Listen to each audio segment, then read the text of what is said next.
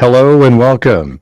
This is Grant Hughes of Grant Hughes Investigates on YouTube. This channel evaluates all aspects of true crime. As you are aware, videos and live streams in this genre often discuss elements of crime that may be disturbing to some viewers. If necessary, take the precautions needed to avoid these feelings. Factual information related to cases is the key to fostering rational true crime discussions. Fortunately, you will find that here. Please hit the like button only once, share the video, and subscribe if you like my content. Thank you very much for watching.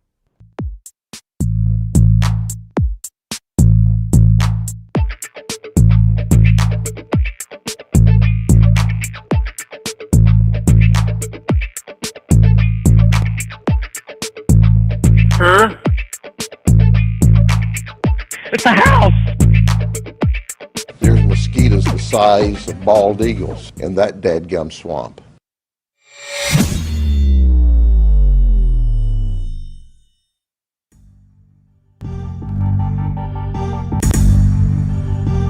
There we go, there we go.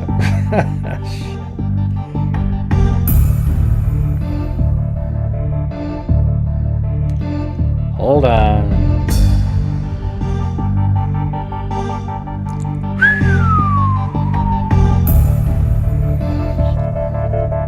What's going on, freaks?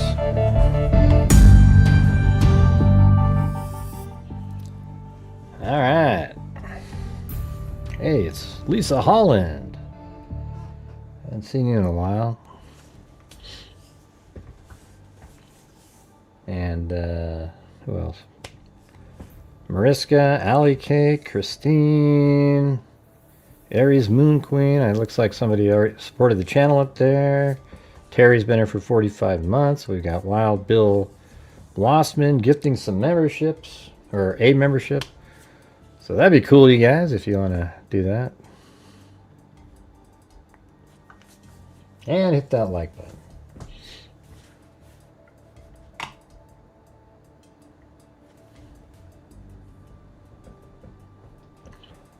And Alley Cake, and Frida, and We Say Howdy Here, and Missy Six, and Shadow Aspect, and Olivia, aka Olivia Ocean,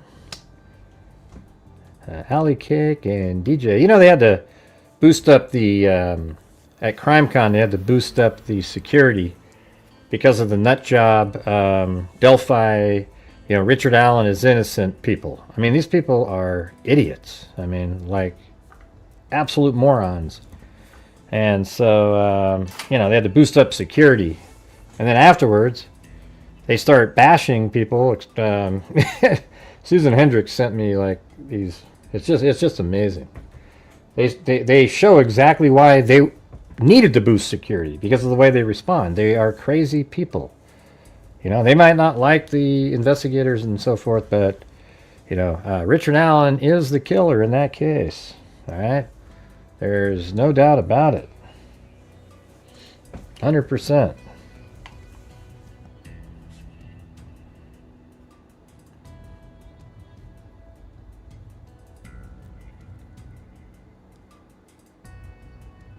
Oh, I see. Huh, there's a button right there, Leave Studio.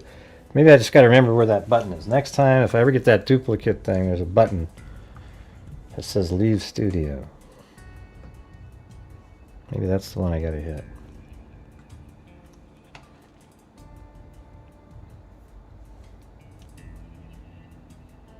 What the hell was I going to do?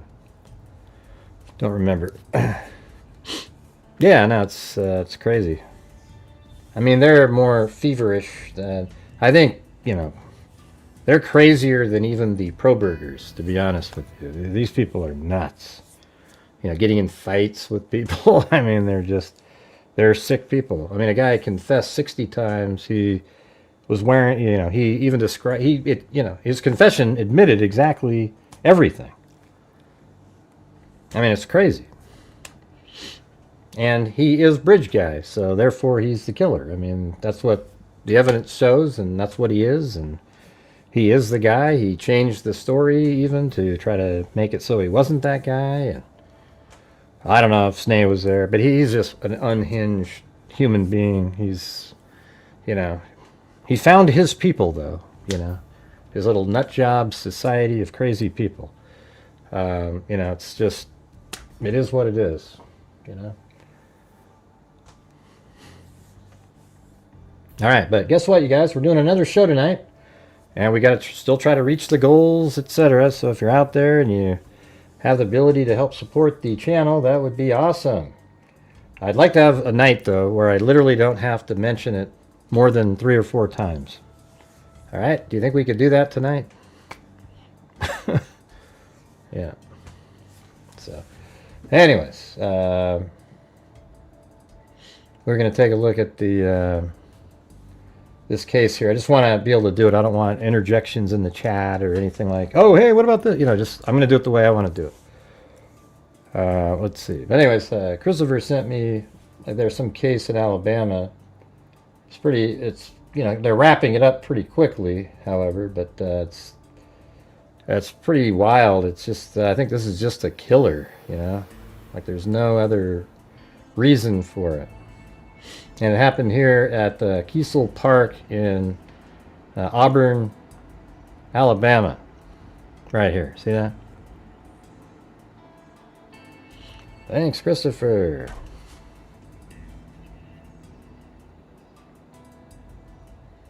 So the thing is, I don't have these in any particular order, so I'm just going to have to, you know, I mean, maybe if I go date modified and go to the one at the bottom. Yeah, and then we could just sort of go through in time. So this is her right here. This is like one of the first things that came out. It was Julie Gard Schnuelle, DVM, PhD. She's like a veterinarian, just really high end. I mean, like, you know, DNA research and shit. I mean, she's like, she isn't just some, you know, just a random veterinarian. Like, she's a big time, you know. I think she worked at a university and then she retired just about 3 or 4 years ago. But Julie Gard, I don't know if it's Schnuelle, DVM, PhD, was a beloved member of the Auburn University College of Veterinary Medicine and the Auburn family. She served as a faculty member in the Department of Clinical Sciences in the large animal food animal section from 2003 to 2021 when she retired as a professor Merida. Hey, thanks, Gina Howard. And 1 month from Aries Moon Queen. We are currently at $3.98 and 1 gifted membership. The Auburn Police Department is leading the investigating, and all questions should be referred to them. Yeah, so I wonder if that's why there isn't on Broadcastify. I was trying to find all the scanner audio, but I don't know if it was actually, I don't know, it was weird. I couldn't find any references. Auburn sends our sincere condolence to the family and loved ones for Dr. Gard Schnuelle during this unimaginably difficult time. So that's, you know, came out early. Then we have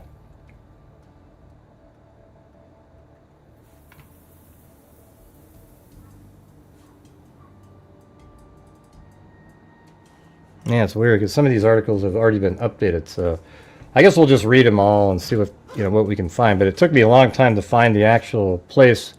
There's a red. Okay, so just the backstory is this lady right here went for a walk with her dog at this park right here. All right, and you know, probably parked in here, and then there's this trail that goes all the way around, and the trail looks like this. I mean, it's right underneath that line. You walk around. There's a trail that goes all the way around. And it was like a popular place where people, you know, might walk or, you know, exercise or hang out or something like that. Hey, thanks for getting the membership.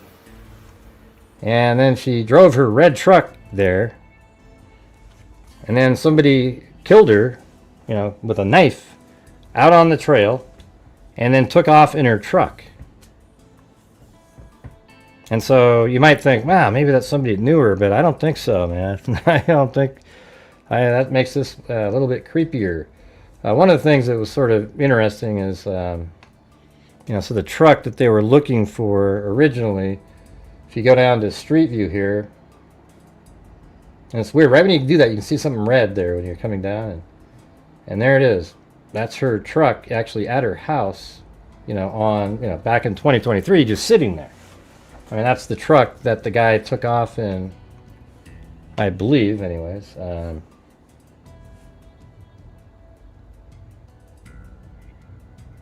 me see if I can find where they're. Well, I have a picture of it up here.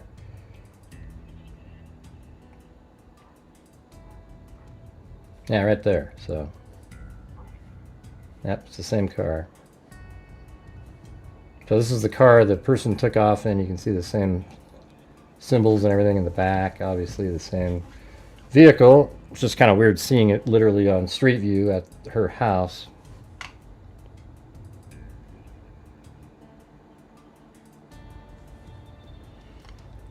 And then it says, an Auburn University professor emerita was killed in the city's Kiesel Park Saturday, apparently while walking her dog.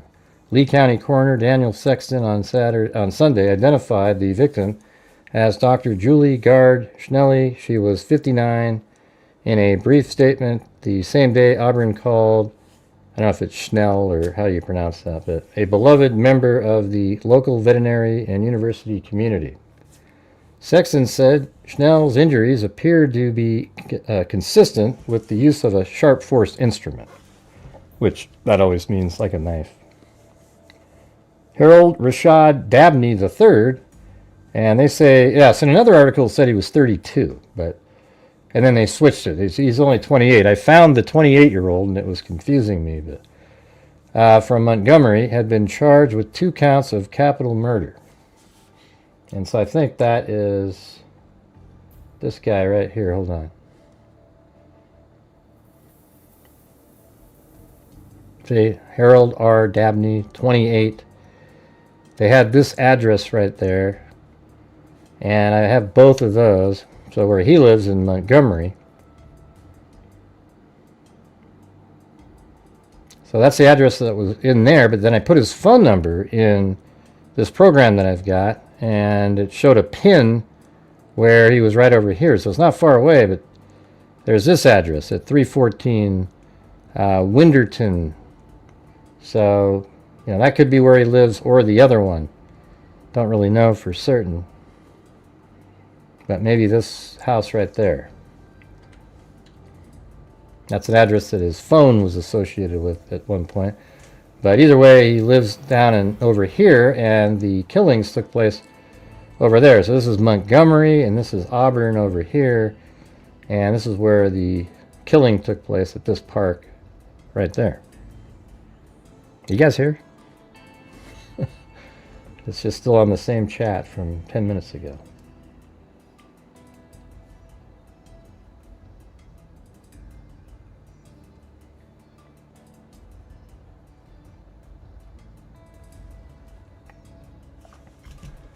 All right, let's see. Harold Rashad Dabney III, a 28-year-old from Montgomery, has been charged with 2 counts of capital murder.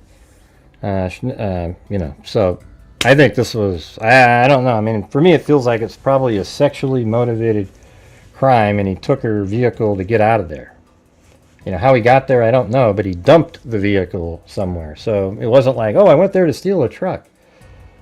To me, it feels like it, I mean, I don't think they knew each other at all. You know, I don't think so. All right, so anyways, it said Harold Rashad Dabney Schnell was a professor emerita in the Department of Clinical Sciences at Auburn University. According to her bio, she studied veterinary medicine at Auburn and biology at the University of Alabama. She received her PhD in biomedical sciences at Auburn. Auburn police were called to Kiesel Park at about 2 p.m. Saturday after receiving 911 call. Her red Ford F-150 was discovered missing from an area near the crime scene. About 8:30 a.m. Sunday, Auburn police responded to a call reporting a suspicious person near the 2300 block of Beehive Road. Let's see where that is. The suspicious person was located by the officers and identified as Dabney. Let's see where that is. So he was just walking then I think. Hold on.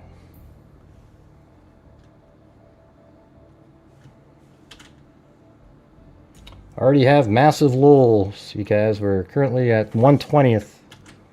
It's hard to get moving if we're just sort of, it's hard to reach a goal when we just start off like this.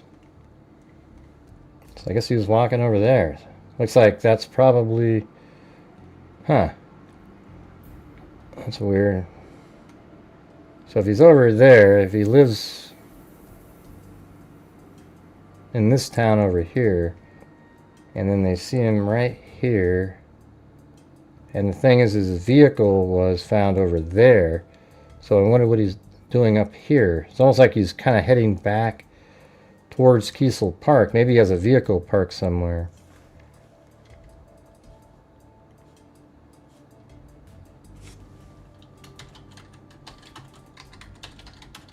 I think it is random. I mean, I don't know. Just there's no way there's a. I know. Let me just do it the way I want to do it. That's what I'm trying to say. That's what I was saying earlier. I just want to do how I want to do it. All right. So the suspicious person was located by officers and identified as Dabney. Officers in contact with Dabney made observations that led them to believe Dabney had involvement with the homicide that occurred the previous day. Probably, maybe he had cuts on his finger or something like that. After further investigation, Dabney was confirmed to be the suspect responsible for the homicide and was charged with 2 counts of capital murder. Dabney was taken to the Lee County Jail where he's being held without bond. Schnuelle's Ford F-150 and police Schnuelle Ford F-150 that the police said was stolen by Dabney after the killing was later recovered off Wire Road. Auburn University officials released the statement Sunday morning. I'm not going to read that. All right, I'll check my email now.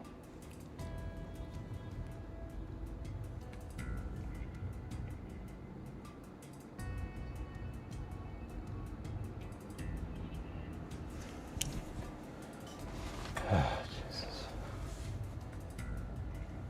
Yeah.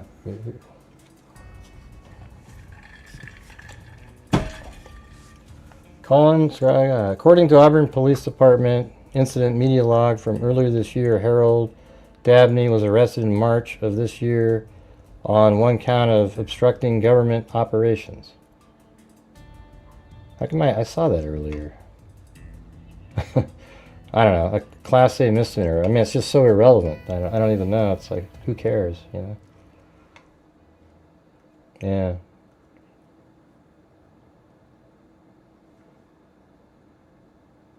Obstructing government. That just means he's like protesting. Yeah, that doesn't mean anything. All right, hey, thanks, Alley Cake.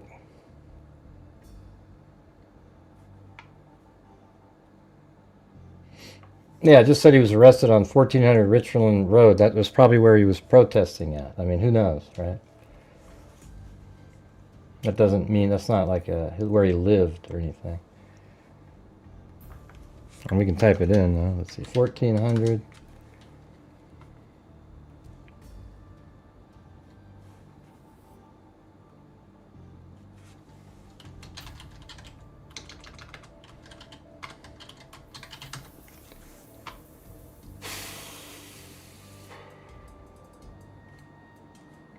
Yeah. Probably just right outside of Auburn, caused some problems. Who knows, right? I mean, it's just, that's where he was arrested at. That's probably where he was doing the protesting, obstructing government operations. I think it's irrelevant to what he was doing on this day. I mean, what's he doing in the middle? Like she's walking her dog. He didn't kill the dog. He didn't kill the dog or anything like that. It doesn't say, it just says an address. Yeah. I mean, yeah, that's an apartment, but I just, I don't really care. For me, that's not a big deal where he was arrested, because there's no reference to, like, at his residence he was arrested. We don't know what he was doing there. That might be where the protest was, just right next to there, and that's where they picked him up. So, let's see, what do we got? Oh yeah, so it took me a while to find it, and then there was one reference, but it was crazy. I was already, like, many times I kept coming by this spot here, and I was thinking that looked like the right place. But then I couldn't see, there were supposed to be these wires crossing the road. It was like this is the shot that was in there, right here. See that? See how these wires go across the road? I mean, I'm just telling you, when they use these telephoto lenses like this, it makes things look so distorted. It's almost unbelievable. Okay? It's crazy how distorted things are. You know, so you take a look at that and you go down to Street View here. So it's right on this turn here. That's where it was. There's this little kind of... And what they're looking at is like way back here, somebody had a camera. And somehow they're like filming way up there like that. And then, you know, it's just amazing the distortion that you get. See, like that right there? I mean, that's what they're basically looking at. Maybe, you know, a few feet forward of that, like they're kind of right on the turn here. And they're filming way up there. And the thing is then I tried to go up here. I remember originally doing it, and then I sort of gave up on this spot because I couldn't find the wires going across the road. You know, where it would seem there. You know, in the image that I have right here, there's like wires apparently going across the road. You would think right in this area right here, and they weren't there.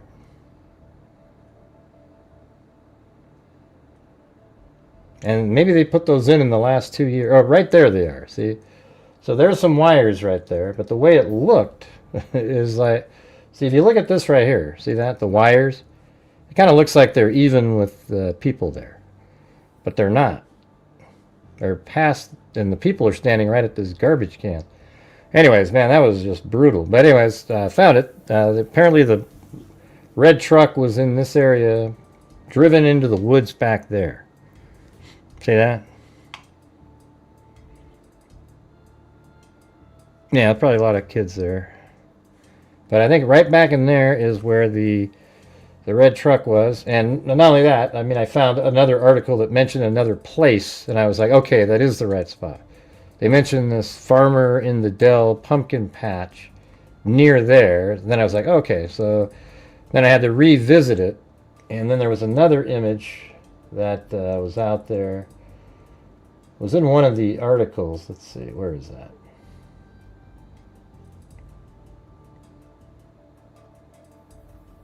I'm just going to see if I can find it.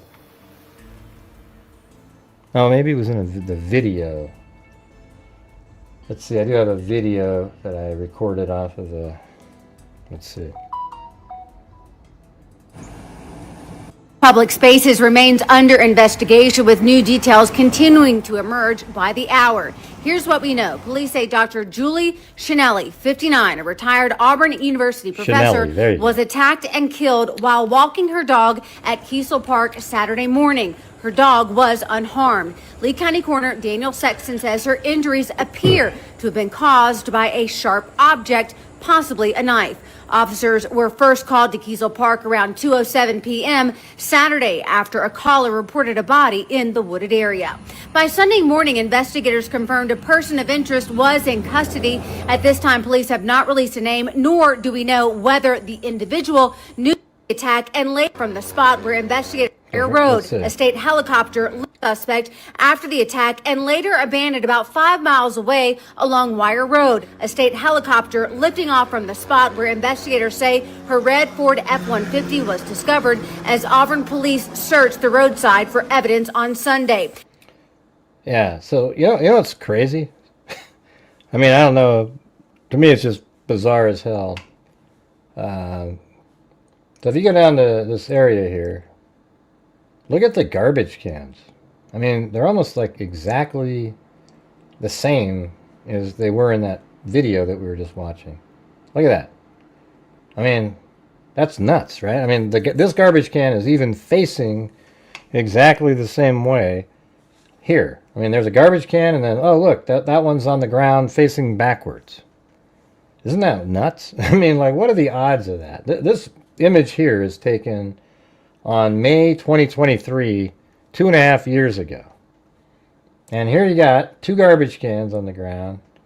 And, in the video, there they are, same spot. And then see in the background that those guardrails, that was the key. That's what I was trying to find.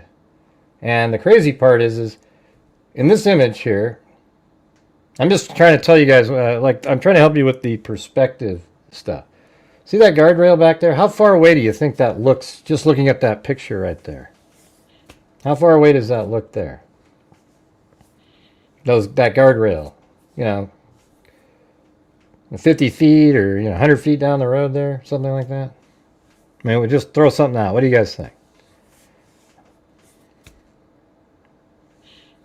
Yeah, it just looks like they're right there. But they're so far away, it's crazy. That's not even close.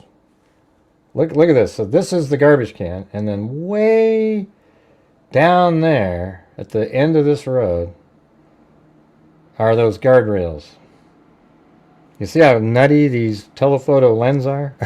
I mean, it's just the way it is. It sort of squishes everything together. You don't know, but way down there it is. See that? That's the guardrail they were looking at. It's nowhere near there. It's like, I'd say 200 yards maybe 300. I mean, it's just not even close.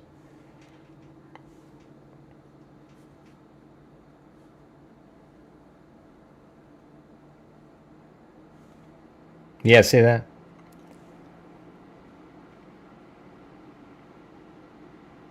And then it almost makes you go, wow, that can't be the right spot. But it is. That's just the way it is. That is that far away. I mean, it does not seem like that, but that's the reality. Isn't that weird? Okay. But anyways, that's what makes sometimes this stuff hard to do, because of those damn telephoto lenses. And then it just I mean, that is 200 yards away and it looks big. So, yeah, I'm talking about the guardrail, Christopher, not how that it's zoomed in. It's like way over there. The guardrail compared to these people seems like it's right there, but it's literally 200 or 300 yards down the road. Do you think that was added? What are you talking about? I don't mean to be, but what do you mean added? Nobody does stuff like that, okay? It's just part of the image. Telephoto lens, that's what it looks like.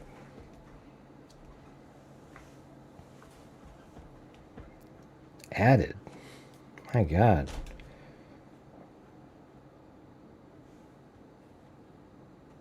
Oh, I see what you're saying. I thought you meant added to the image. I don't think so. I think I mean, I guess it's possible, but there's really, I don't know if there'd be a reason to do that. I mean, even like if we go, let's see if we go to that's the most recent satellite is from February 2023. But you guys, I know this isn't the Idaho 4 case tonight, but is there any chance you guys can help support the channel tonight? We're only at 1/25th of the goal. And I need to have it sort of be similar on every night, regardless of what we're talking about. So is there any way that you guys can help support the channel tonight, or are we going to be just sort of struggling through it again? I mean, yesterday was the worst night of the month, and then I'd hate to have even the worst of the worst tonight, okay? But it feels like that's how it's going to end up. Yeah, no, I just think that's how it works. I've seen many photographs like this. And that's what makes sometimes it makes it difficult to figure out what you're looking at, because there's things that are really far away that look sort of large in the background. So, the reason that's there is because there's some kind of let's see. I thought there was some kind of a creek or something that goes under right there. I can't remember. I was looking at it earlier.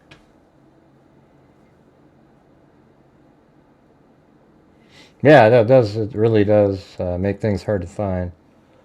if it's really confined and there's a quick background, then yeah, but man, when you got these long roads, we've seen those before in other cases, like there's this one car on the side of a road and they zoom way in on it, and then you see these other markers, and then the reality is those markers are, sometimes a mile away and they look like they're right behind it. It's nuts.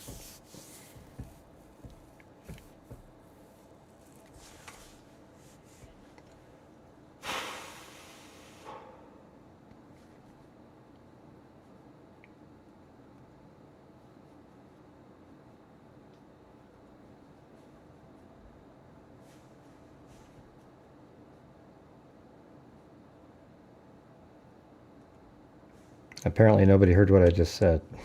This is getting really frustrating for me.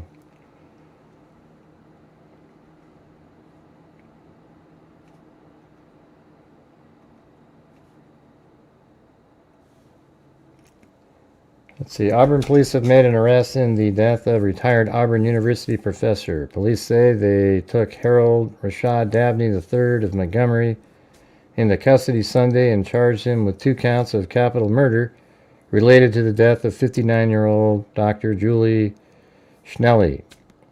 Around 8:30 a.m., officers responded to a call of a suspicious person near the 2300 block of Beehive Road. Officers located the person and identified him as Dabney. Assistant Police Chief Michael Harris said officers in contact with Dabney made observations that led them to believe he had involvement with the homicide. So he probably had blood on him or cuts on his fingers, etc. The previous day. Yesterday, Auburn police say they were called to Kiesel Park in the 500 block of Chadwick Lane to investigate a report of a body being found. Officers found the body of Dr. Julie Schnuelle in some woods at the park. They say he had injuries indicating the death was caused by an assault. After further investigation, Dabney was confirmed as the suspect and charged with 2 counts of capital murder. He was transported to Lee County Jail where he's being held without bond. He doesn't show up in their recent arrests.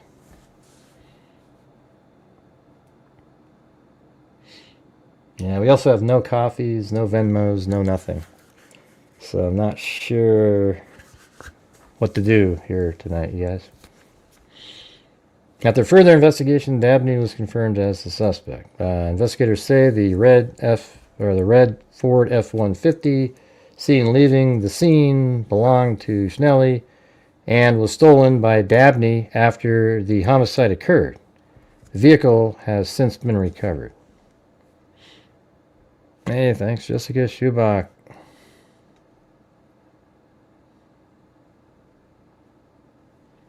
So, I don't know. I mean, there isn't really a ton more that you can do with it. You just say, I mean, this guy doesn't look like there's any connection at all to her, I mean, it just logically doesn't make sense. And somehow he's at the park and he kills her. And then it seems like he just took her vehicle as a getaway. I think he was there to attack somebody. That's what it feels like, that he was there to sexually assault somebody in the park. And, I mean, I guess it could be that he went there to rob somebody, too, and then, took the vehicle as a getaway. But, I mean, why would you go to a park to rob somebody? Usually you're minimal. When you're at a park, you don't have anything with you. You're just kind of got, basic stuff. You're not going to have to be filled with money. So that doesn't make sense. It's almost like he, was at the park to, waiting to find somebody. Something like that.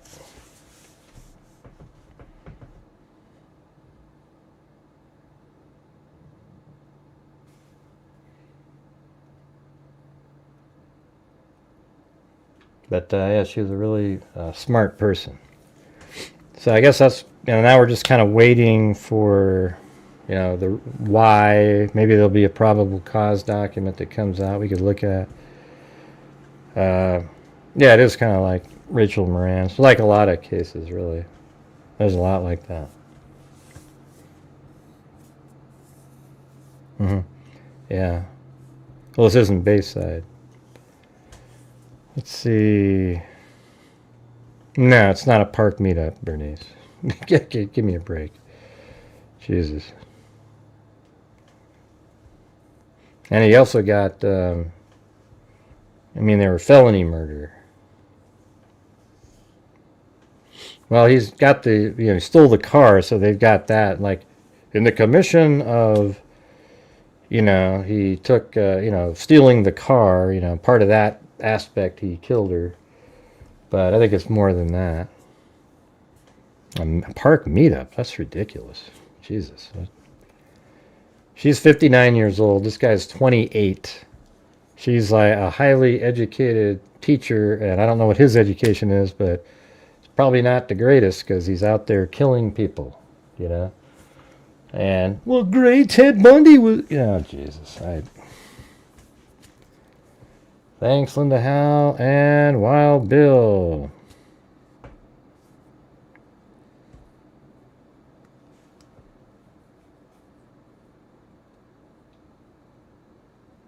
Oh, do you guys see that? Oh, come on. From this point forward, though? Okay, from this point forward, Lisa Valenzuela said she'll match anything up to 100. Right? So if you guys together can get up to 100, she'll match it. What do you think of that? Can you guys do that? I mean, that's pretty amazing. That's double what if you send in 20, it's 40. See if we can do that. And we'll count memberships as $5. Just like that one. I mean, if you do 5 memberships, it's 25, but we'll just do the same thing. So we're at 5 now. All right. All right, guys, let's do it. Come on, Sherry, Dixie Hippie, let's go. Let's get to the, now that there's a matcher, that would be pretty amazing.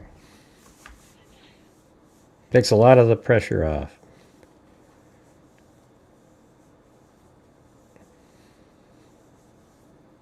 Boy, you guys are just really jumping right on it.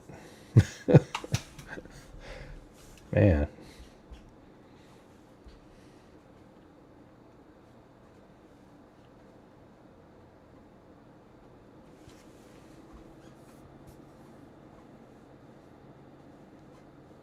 Yeah, maybe send it into the... Did you guys hear the challenge?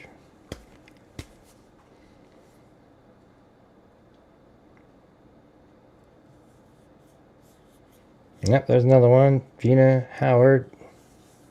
Thank you. Alright, so that's 15 there.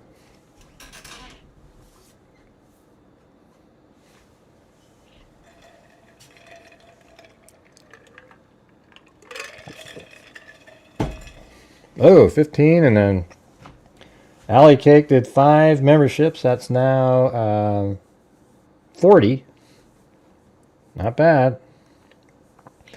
Yeah, they did find him quickly. Christopher, he sent it in to me, and he's still... Well, they already... Basically, at that moment, they'd already arrested a person of interest. You don't normally arrest people of interest. You know what I mean? Those are suspects. People of interest generally don't get arrested. Hey, thanks, Dixie Hippie. Now we're at 50.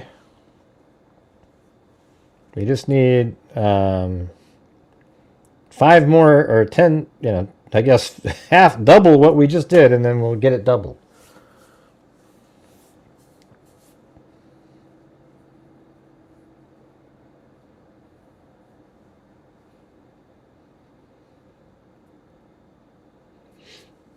Yeah. My wife's going to be going in for colonoscopy tomorrow.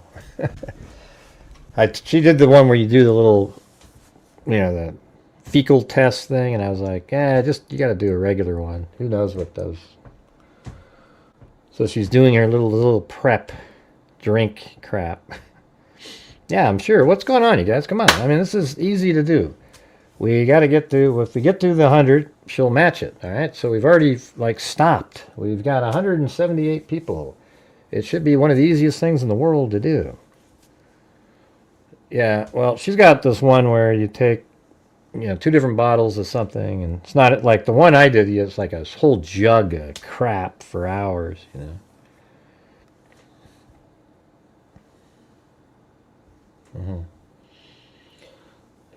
All right, you guys, we need to get we're just halfway across.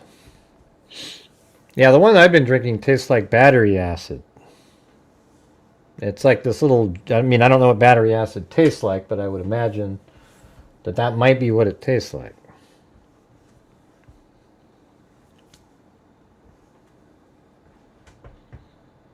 Okay, so you guys see what Lisa Valenzuela said, that she'll match up to 100. That's double the bang for anything that you send in. So I need your guys' support to try to reach that, because I could tell that this night was going to be incredibly slow. So if you guys can at least get to that number, it'll be doubled, and it'll still be less than the goal, but at least it's something. All right, so if you guys have the ability, I would appreciate it. We're, for some reason, having a massive lull right on something that's, it shouldn't be that way. Yeah, I just don't use my nose. See, I could drink like that. I usually like that. It's a good technique to do when you're drinking tequila. You just take a shot at tequila and you don't use your nose, and it goes right down.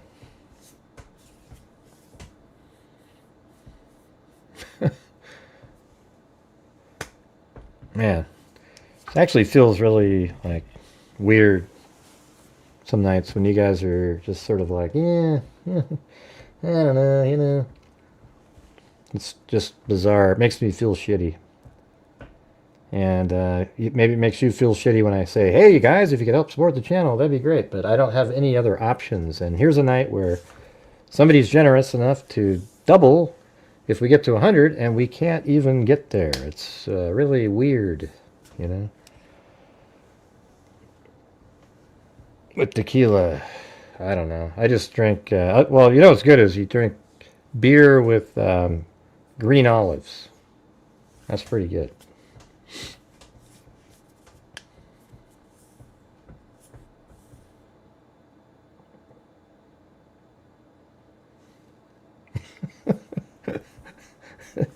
This is crazy.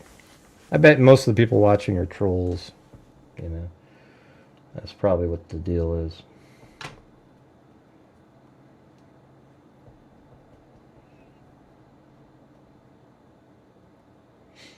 Yeah, anyways, I thought this was kind of an interesting story here.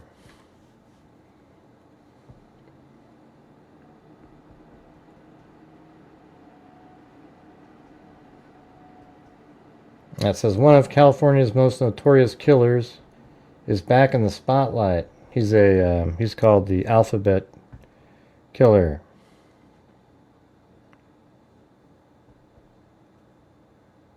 Yeah. Joseph Naso, the former photographer convicted in 2013 of killing 4 women, is now claiming he actually killed 26 women. The bombshell confession comes from a fellow death row inmate. Well, I wonder if that fellow death row inmate might get a deal of some sort.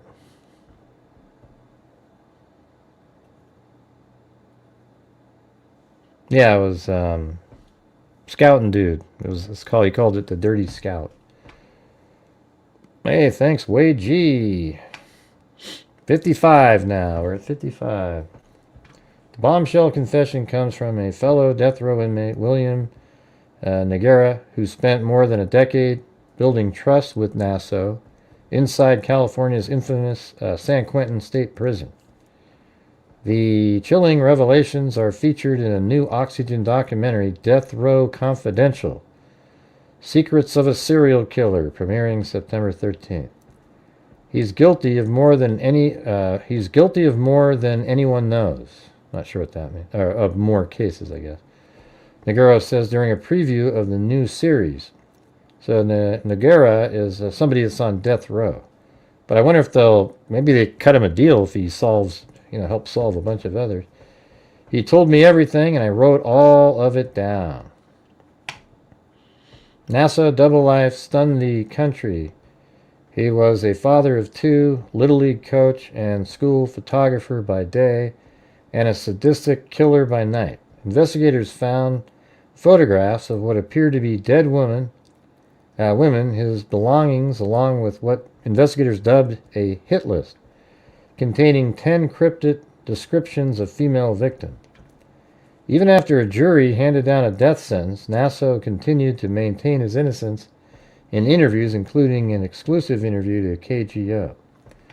Nogueira, who is also on death row for a 1983 murder, was assigned to assist elderly prisoners as part of a prison disability program, which is where he connected with Naso. Over 10 years, the two developed what was described by several media outlets as an unusual relationship. Nogueira told the outlets that Naso eventually opened up and offered the stunning admission. Look at that creepy guy. Hey, thanks, Sherry. Hey, we're at 60 now. All right. When I told him, well, look, they got you because a list of 10, he started laughing, Nogueira recalled. He said they got it all wrong. Yeah, I killed them women, yes, but those aren't my top. Those aren't my list of 10. Those are my top 10. Nogueira disclosed even more disturbing details, noting that Naso claims of killing 26 women may be supported by something reportedly found in the search of Naso's home. Nogueira told at the outlet, they found a coin collection with 26 gold heads. They found a coin collection with 26 gold heads. Those represent his trophies. They represent the 26 women that he killed. Hey, thanks, Kimberly Barr. Now we're at 65. All right. 35 more to go until the match. That's weird. So you had coins. Disclose even more disturbing details, noting that Naso claims of killing 26 women may be supported by something reportedly found in the search of Naso's home. They found a coin collection with 26 gold heads. Cold case clues and shocking confession. Determined to document everything, Nogueira compiled a 300-page dossier filled with cryptic clues, locations, and partial confessions. He passed the files to retired FBI task force investigator Ken Maines. He has a YouTube channel, who took on the case pro bono. While Naso never named his victims, his rambling stories hinted at forgotten crimes. In one ploy, Nogueira convinced him to put a confession in writing, dangling the possibility of a prison transfer to get closer to his sons. Let's see. While Naso never named his victims, his rambling stories hinted at forgotten crimes. In one ploy, Nogueira convinced him to put a confession in writing, dangling the possibility of a prison transfer to get closer to his sons. In his own words, Naso reportedly described luring a woman through a modeling ad, driving her home, killing her, and dumping her body under the Richmond-San Rafael Bridge. The description matched the disappearance of Berkeley woman Lynn Ruth Cons in the 1970s. I wonder if you just looked that up. Would that just show up? Let's see. All right, guys, we're at 65. We need 35 more to go to get Lisa Valenzuela. We'll match the 100, all right? So if you're out there and you feel like you want to double the support without actually having to do it yourself, that would be great.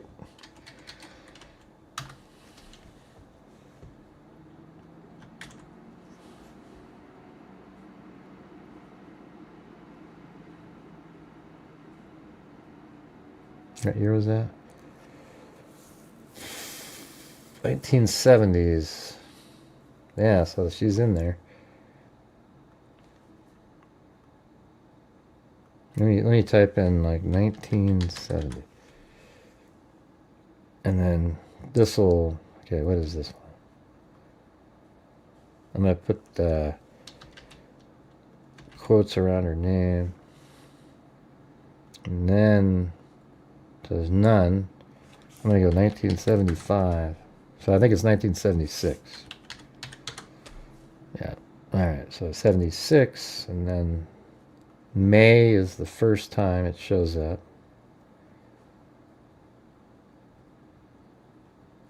And then the 22nd is the first time there's some mention here. So that's her. Lynn Ruth, Lenore Conis, or Conis maybe, 20 of Berkeley, has been reported missing since 10:45 a.m. Thursday, according to Berkeley police, who said she was last seen in the vicinity of Carlton Street and Telegraph Avenue. She is described as 5'4", weighing 110 pounds, and having long, sandy, blonde hair, parted in the middle. That's like a Bundy likes that. But he likes brunettes, though. Green eyes, freckles on her face, and small discolorations on her lower lip. She was working as a model at a magazine illustrator and was last seen wearing black bell-bottom pants and tight black long-sleeve blouse. Persons with any information as to her whereabouts urged to phone the Berkeley police. All right, so that was the 22nd, 23rd. Now there's one on the 24th.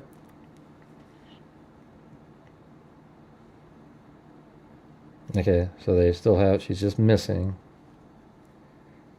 5th, 25th.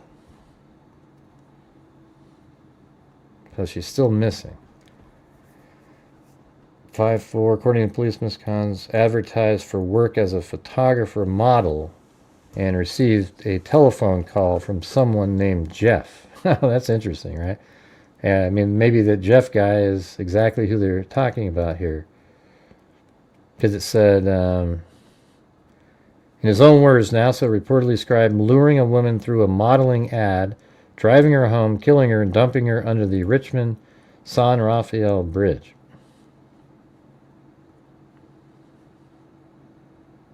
And this right here says, a photographer, according to police, Miss Conis advertised for work as a photographer's model, and received a telephone call from someone named Jeff.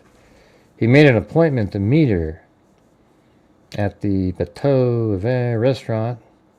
The restaurant is 4 blocks from her residence.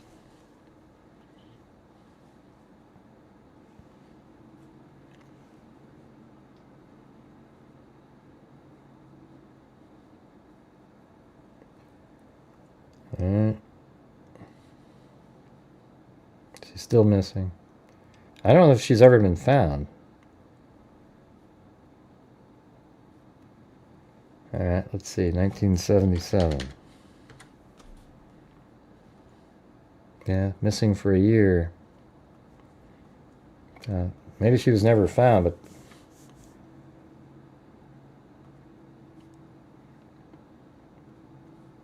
no word.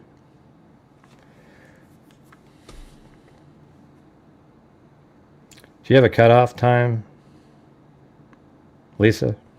I'm trying. This is pretty depressing that we can't get to meet the goal there. There we go. We got somebody in there. Hey, Freedom 657. Frida 650. Did I say Freedom? Frida 657. So let's see. What is that at? 85. Very cool. Thank you.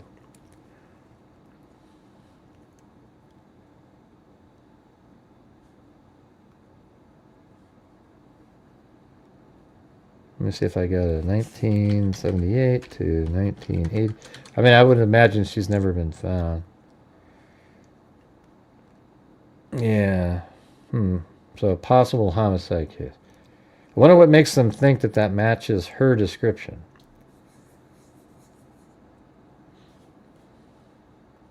I guess if we go back to 1976 again and look at that first one on May 22nd. Do you guys mind if I do this? Banks Wild Bill Wassman. She was worked as a magazine illustrator. She was last seen in the vicinity of Carlton Street. Let me just put this in here really quick.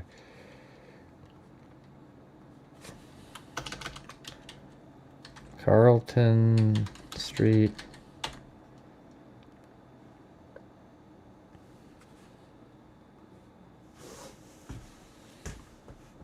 And Telegraph Avenue. There it is, Berkeley right there. So let's see.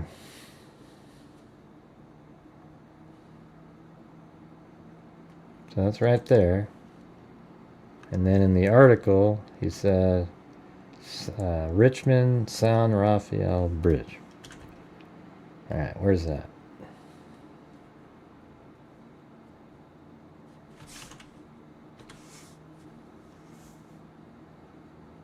So over here. Yeah, and then where did they say that they were going to meet at?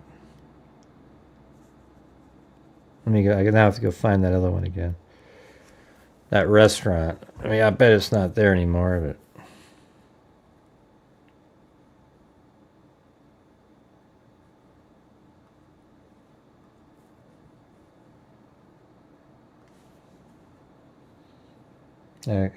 Vicinity of, okay, that's at 2629. So she, from over there, it's 2629 Telegraph Avenue. Okay, that's over here. That's where that restaurant is. So I wonder why they think that, you know, that and then this. I mean, it's in the general area, sure, but not really sure how you make a leap. There must be some other piece of information.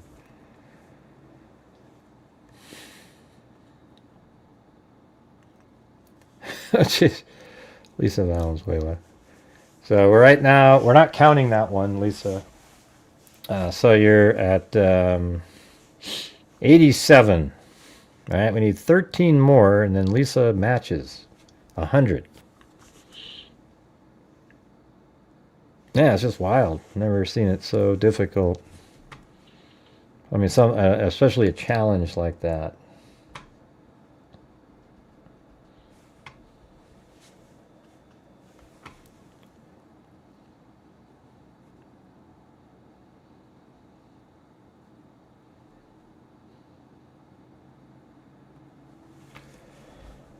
All right, then it said, working together, Detective Maines and Nagara linked Naso to several cold cases, including Canis. Piece by piece, they are putting names to the women Naso once reduced to cryptic notes and delivering long-awaited answers to grieving families.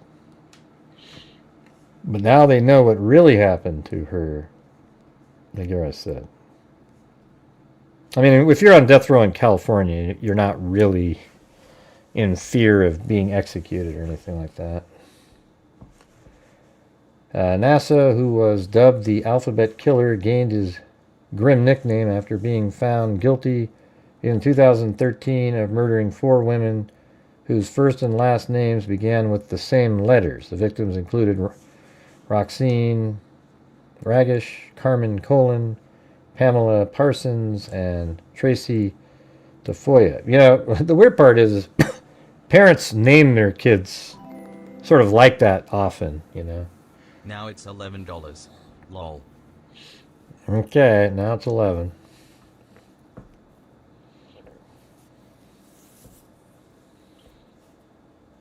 Yeah.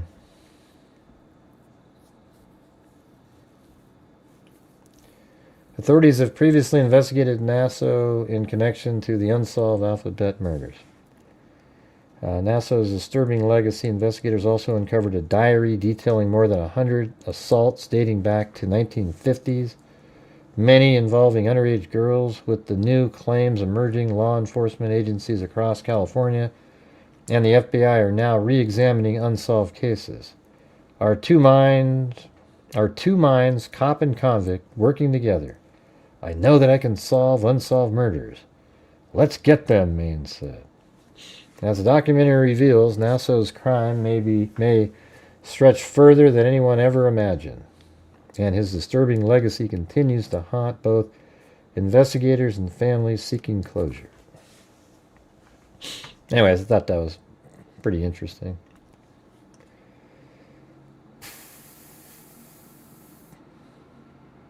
Yeah, see, it just says disappearance of Berkeley woman. She had answered him. Yeah, I mean, that part was similar. But that was his MO, so I mean, but, you know, since that is his MO, and she went missing under those circumstances, that kind of makes sense, and it's not far from that bridge, so I guess that would kind of be pretty good there.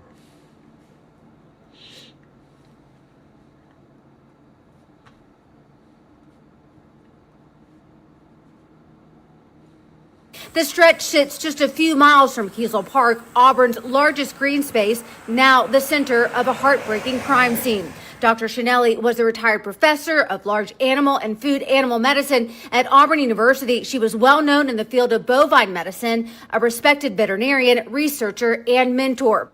Kiesel Park spans 124 acres and is one of Auburn's most popular gathering places. The fact this all happened in broad daylight Saturday morning in a park normally filled with joggers, families, and dog walkers has left the community stunned. Kiesel Park remains closed while police continue processing the scene. Auburn police are urging residents. Yeah, that one's crazy. I mean, what in the hell? Right in the middle of the day, some random guy. All right. Anyways, we're gonna move on to something else. All right. But hey, you guys, if you're watching the channel, Lisa Valenzuela said she'd match up to 100. Okay, we are only, I think, what is it, $7 away now or something? From MM there. Only $7 away.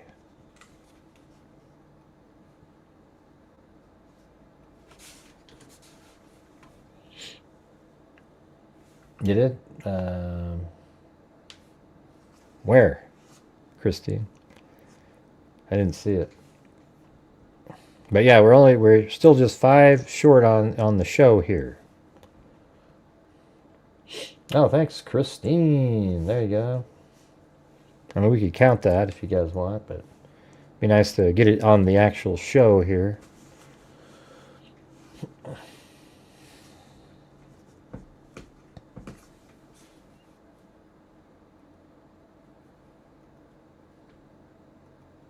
I was going to read this article here and see what you guys thought. Yes, you guys, it's a Koberger article. I know, man. We talked about all kinds of other stuff first. I know, it's just... This grifting over true crime makes me sick. Not trying to be rude. You're just trying to be an asshole. I know, Hans. I know you're a pile of shit in your own life. I get it. Don't worry about it, Hans. Isn't that crazy when you get these these people get their little free memberships like that? And then they come in and they pretend not trying to be rude. Jesus. You're about the rudest person on the planet. Yeah. The difference is, see, on my channel, I just work hard to try to bring in the revenue, Hans, you idiot. That's how my channel's given away $260,000 in 5 years, you idiot. Okay? I'm the worst grifter on the planet. Okay? Why didn't I just give away $60,000 in 5 years? That would have looked pretty cool. I mean, you're just an idiot. Okay? I mean, an embarrassment. Just like your fellow compadres that live in the same cave that you crawled out from under. Yeah.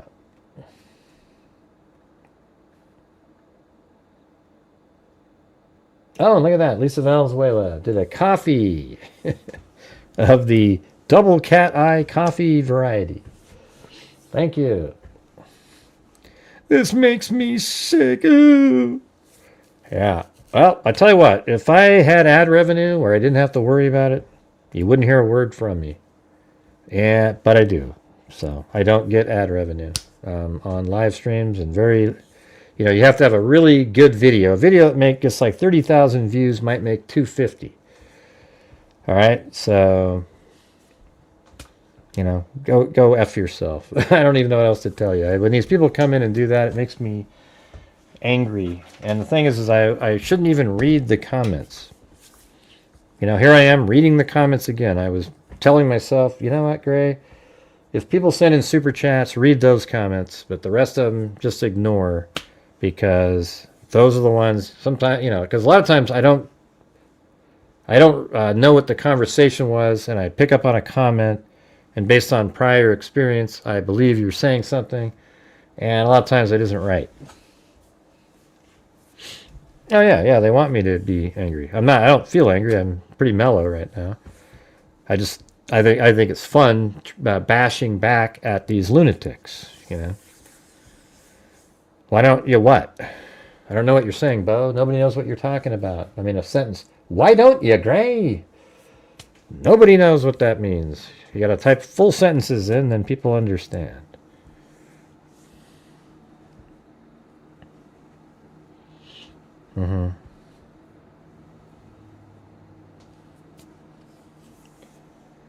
Let's see. And then, obviously, that was one of the idiots that got the free memberships they stole. You know what makes me even more sick? See, that's exactly what I would say. What would make me more sick, Hans, are people like you who steal memberships from people who actually can't afford it and wanted to be a member here, and people like you make yourself available stealing memberships. Isn't that weird? Talk about grifting. Whew. Wow. That's amazing. Yeah, I don't get ad revenue. Right, Bo. I just don't know what your sentence says. You know, it says, why don't you, Gray? Oh, I mean, they're just on these live streams, you just don't get a lot of ad revenue. I mean, even if I have like, I get like 10,000 views, the ad revenue is like $60 or something. It's terrible, right? But like if you do a video and you get, 20, 30,000 views, you can make, 150 to 200 and something. Yeah, but that's not common either. I put out a video yesterday, and it just, right out of the chute, just fell off a cliff and never even, I just deleted it. At that point, it's not worth having out there. Maybe I'll post it again another time.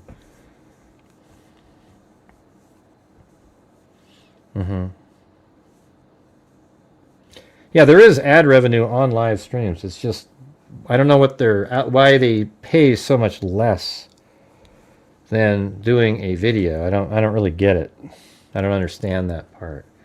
But I mean, I work really. I have to make videos now and do live streams just to try to. I mean, back in the day when we started doing this, I didn't have to do videos. I mean, the freaks were always there every night, just taking care of the channel, and they were able to donate thousands of dollars and just moving forward and everything. But now it's just a daily grind and struggle. Just trying to, doing the videos and getting people to, send in a super chat. It's almost like it's not it's not a great feeling having to ask all the time, and you see why, because these idiots come in and they say the same thing over and over and over again, right? So that's why I get sort of frustrated. It's like if you guys would just realize and not have me ask, then I wouldn't have to care anymore about the trolls. But instead, I have to ask every single night, and then the trolls go, oh, there's Gray again. He's out there trying. So I'm not sure how to fix that. I used to never have to ask at all. I would just do the shows. And that was during COVID, which is worse. I mean, nobody was working. And,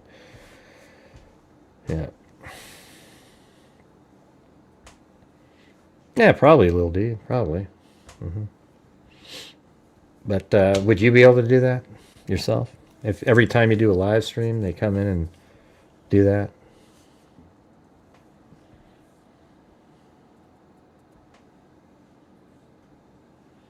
To be patronage. I don't know what that means. This is the first time wanting to see someone be patronage. What does that mean? I have no idea, man. Hey, Stacy Facey. How come that's not showing up over here? That didn't show up in the... well, there it is over on that one. But it didn't show up in the StreamYard chat part, weirdly. But thank you.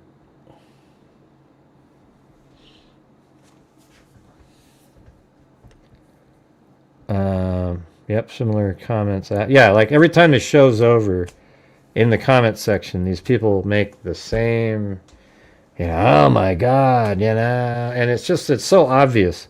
And here's how you know it's obvious. You see the comments under there, and, really positive comments, they might get like 8 likes from somebody. And then the trolls come in, and they go, ooh, I just made a comment. And then they all run over and like the shitty comment, so that it becomes the top comment. You know what I mean? They do it every time. It's so obvious. There's no way in hell 30 people would come in and go, ooh, let me hit that, So they all tell each other to come in and do it. Anyways, thank you guys. Appreciate it. And thanks, Lisa Valenzuela, for the challenge there. And thanks, Jillian. Appreciate that. And also to Christine over there. Hey, it's Apathetic Kid. So now, the first case that we covered, what do you guys think? Man, look how bright my... watch what'll happen when I take this off the screen. Now I'm normal. But there's this really white page. It just blasts light onto my face. I should probably do like an auto setting. I wonder if they have that in here. Let's see. I'm scared to touch this thing, though, because it's the one that pans around. But oh, there it is. Auto. Is that the one? What happens if I say global? No. I like that. That's better. All right. How about right there? All right, that's last time my face isn't blown out. Hey, cool. I don't know what that one meant, though. Has anybody figured that out yet? Violet Witzel? I'm trying to figure out what that means. I'm here every night because I can't get enough of what you have to say. This is my first time wanting to see someone be patronage. Do you know what that means? Anybody? Still waiting. I'm trying to figure out what that means. I just don't have anything else to update you on, Sherry. So I was just going to read, this thing that, I don't know. I don't know. That doesn't really make sense with Patreon. You would think that they would comment again, though. Oh, patriotic? Let's see. Wanting to see someone be patriotic. I don't know. Why don't they just answer the question in the chat and then we'd know? That'd be great.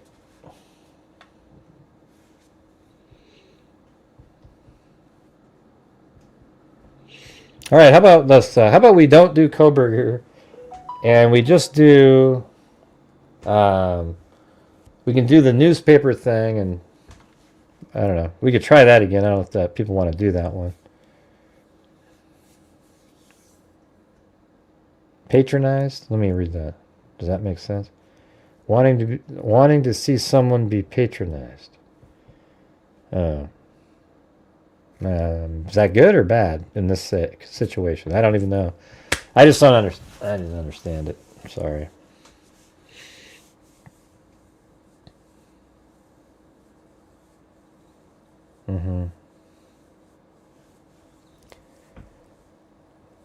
Yeah. You said my name? Violet? You're turning violet, Violet. No, but what I just didn't know what you meant. Oh. Yeah, I said your name. Let's see. Wanting to see someone be... I still don't understand it. What do you mean, what did you say? You said, I'm here every night because I can't get enough of what you have to say. This is my first time wanting to see someone be patronage. All right, that's what you said. So what does that mean? Can you rephrase it for me? What does that have to do with... I'm not talking about politics in here. I get enough trouble when somebody just says, "Hey, Gray, why do you think Bill? What do you think of Bill Thompson?" And I say, "Well, I think Bill Thompson.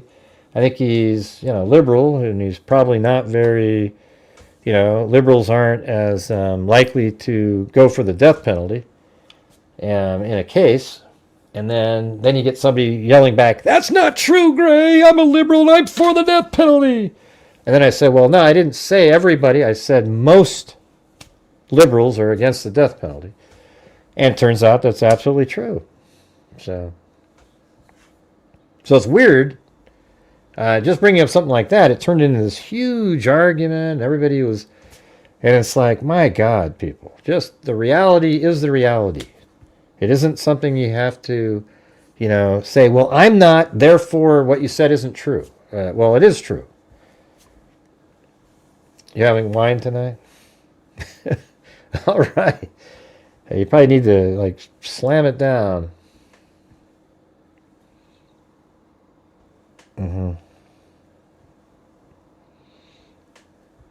But, of course, we know you will update us on...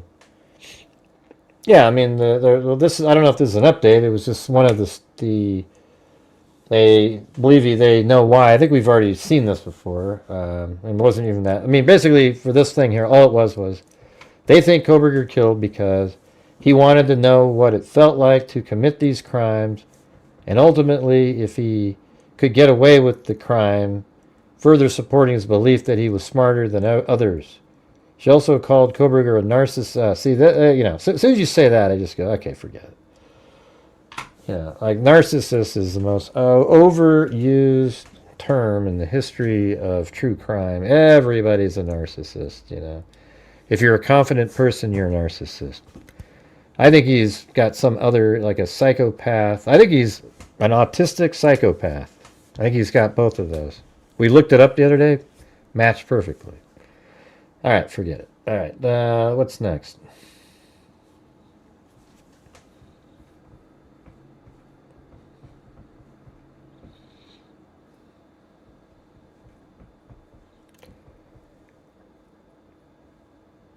What does that have to do with anything, Mariska? What is left and right? What does that even mean? We're not talking politics there. It's just anybody in the true crime, the super sleuthy, mental experts always say somebody's a narcissist every single time. It has nothing to do with left or right or anything like that.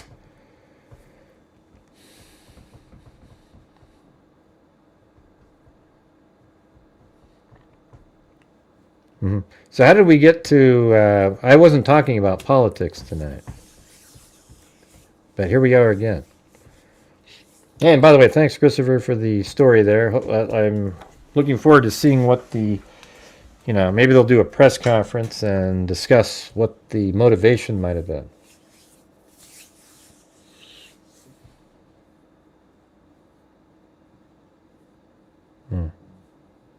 Well, you said left and right. Oh, yeah. Oh, I see. Yeah, every day, left and right. Like that? Okay. Jesus. Man. I don't know how you guys expect me to just figure stuff like that out. That's just...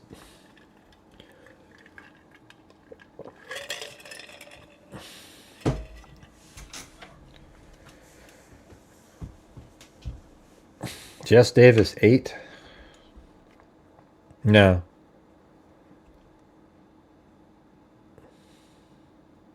Yeah, I don't. I hate cops. The cop stories when people go, "Oh, the cops did it." There's no way to even look into it at that point. It's just sort of a.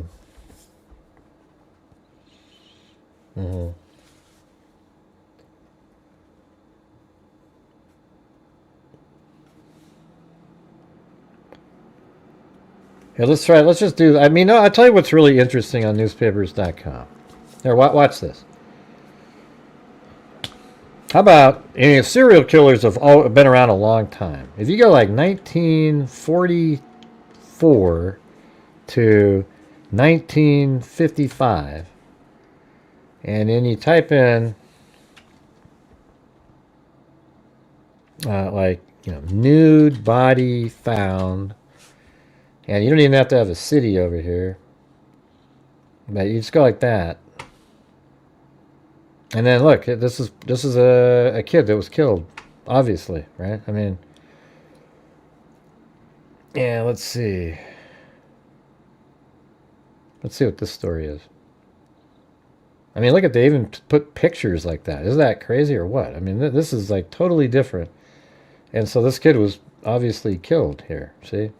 Sadistic attack slays boy 8. Washington police were still baffled. This is 1949. Monday, as every available officer continued a citywide search for a sex fiend. So this is likely a serial killer-like person here. You see how that just shows up there? You know, and he brutally attacked an 8-year-old boy, and it was a sexual attack.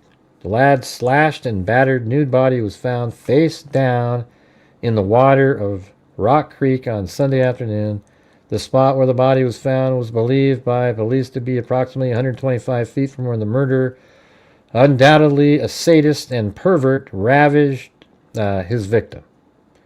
And he was stabbed 17 times. Pieces of broken bottles were found by detectives. I mean, isn't that just nuts right there?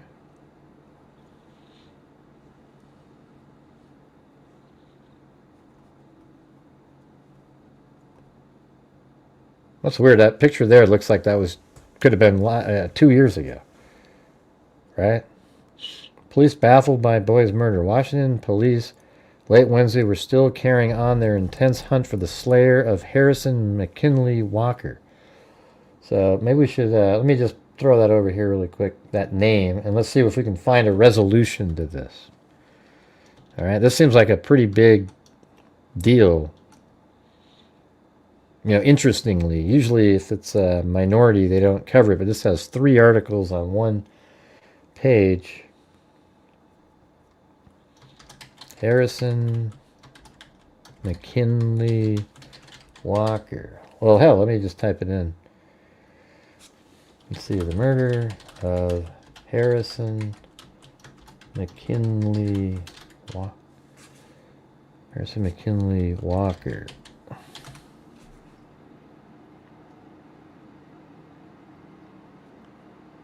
What's that? Ah, crap.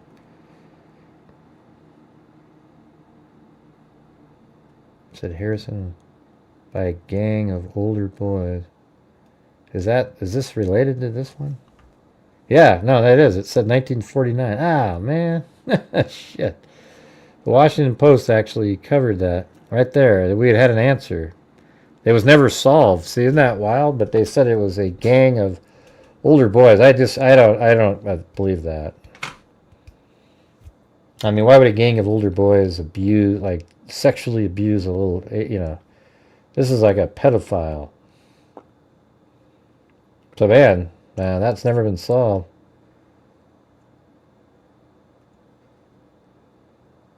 Ah, man. If I click on that. No. I hate paywalls for stuff like that.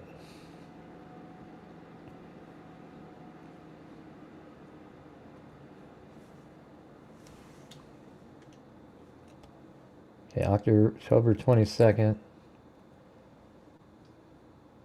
1949.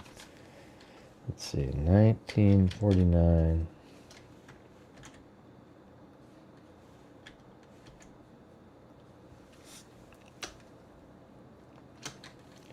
Harrison McKinley Walker.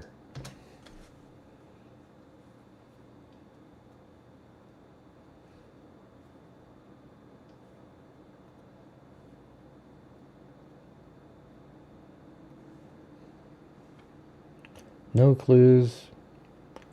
Following a week, investigation district detectives and police could shed no light on the brutal murder of 8-year-old Harrison McKinley Walker. The boy's mother, Mrs. Marie Walker, said that Harrison disappeared at recess time from the Briggs Montgomery School, where he was in grade 3A. She had not seen him since that time. Mrs. Walker said the boy, on a previous occasion, had disappeared from home for 2 days. Harrison's clothes were found near Rock Creek by an older brother, William. After a search, police found the body face down in the water. The boy had been stabbed on top of his head in both eyes, in the cheek, in the throat, on the right side of the abdomen. His liver had been punctured, and he had been sexually abused, according to Dr. Rosenberg. Harrison was murdered near the spot where a 34-year-old architect was stabbed in 1944. That murder has been solved. Yeah, so I wonder if you go like 1950.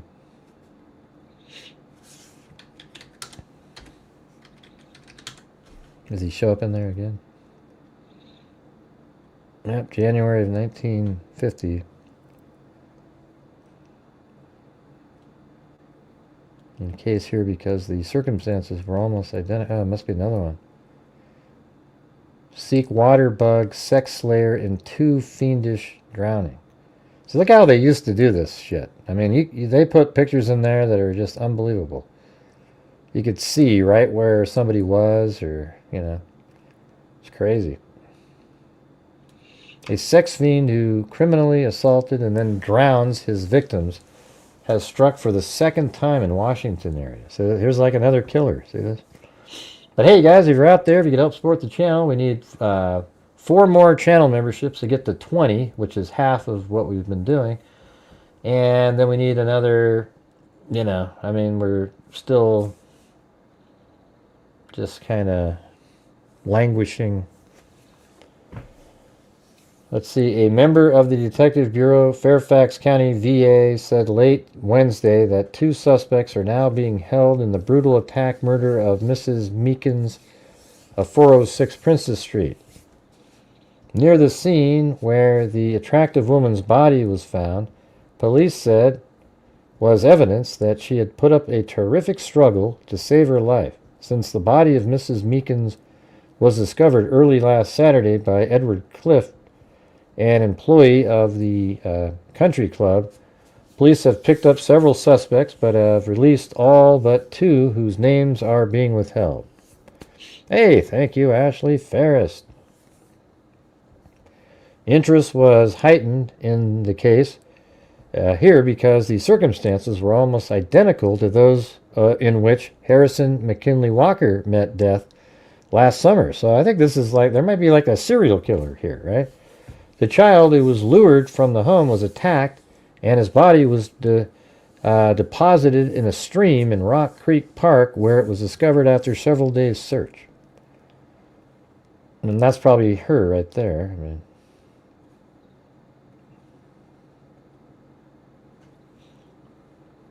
Okay, 1953.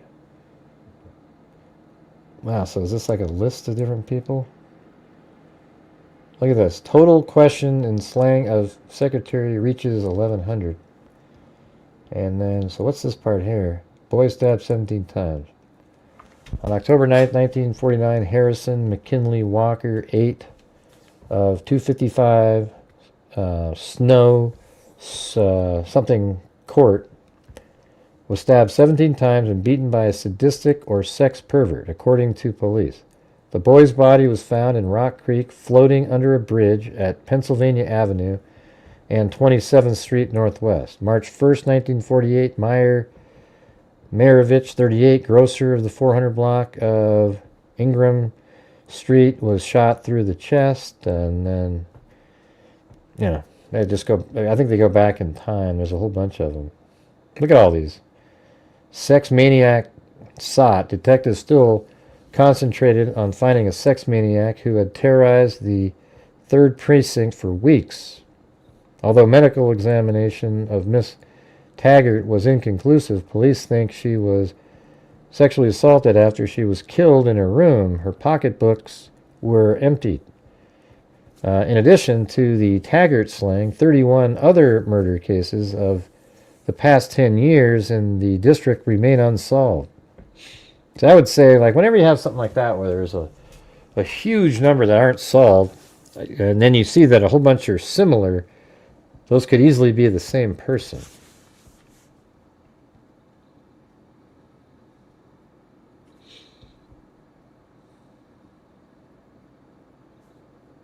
All right, anyways, that was just a random. See how that just one random search turned into something sort of interesting? Like, my God, I mean, that's crazy what was happening.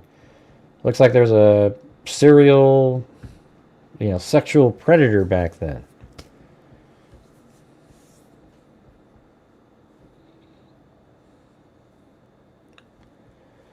Yeah. Now when I read, it just dies. It's like we had a massive lull again, and we've only got that one Ashley Ferris in there since I started reading. So, I don't know. I mean, I just do my shows and hope to God people support the channel. What's this one?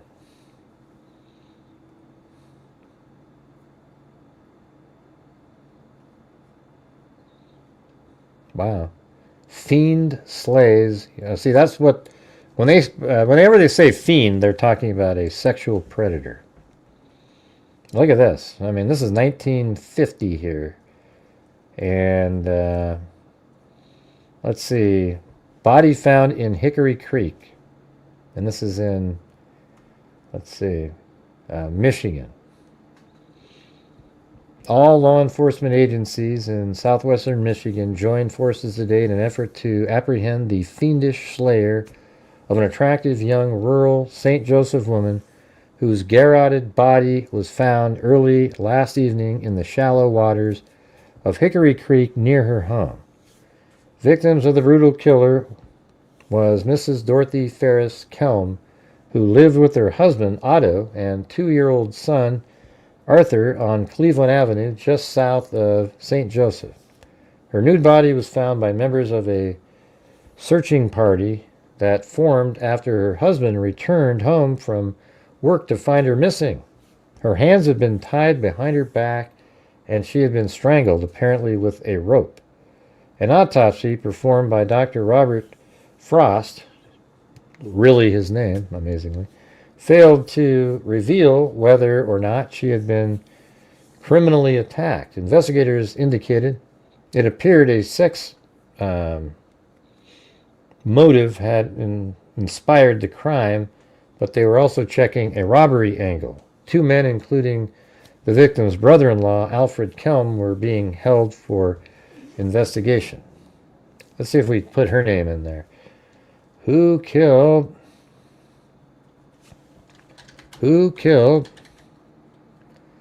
Dorothy Kelm? Wow, it's actually... Yeah, there it is right there. Newspapers.com, 1970. 2 testify women admitted killing. A Glenda man and Massachusetts woman testified yesterday in Superior Court that Mrs. Dorothy Kelm, 48, admitted to them that she killed her husband. Is that a different case? I mean, this can't be the same thing. So that's a different Dorothy Kelm. I guess you don't want to be named Dorothy Kelm. That's crazy. Okay, maybe this one. Hold on. Yeah, what's going on down here? So what's this article about? This is crazy. Are these like killers or what? What is this?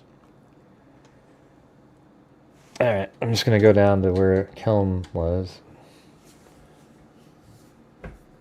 The naked body of Dorothy Kelm, a 21-year-old mother, was found in Hickory Creek behind her home in St. Joseph. She had been strangled. Are these unsolved cases? Man. Events from the year 1950 in Michigan. Okay. Alright, now I have to go find out what happened. Dorothy Kelm. I mean, how many people have that name?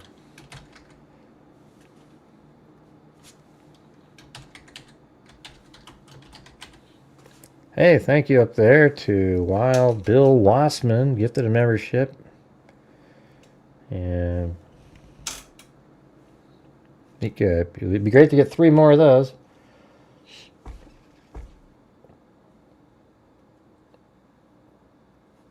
Now, let me do from 1950 to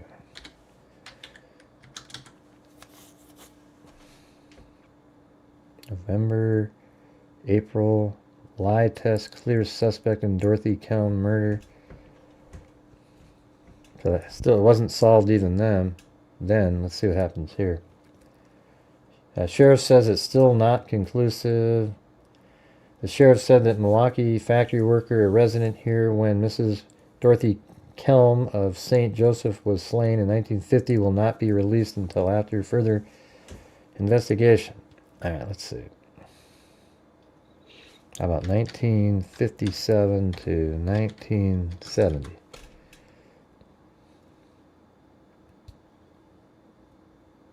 Now there's one. Kelm suspect is released. Alright, so now I'm going to get rid of that year, 1958 to 1980.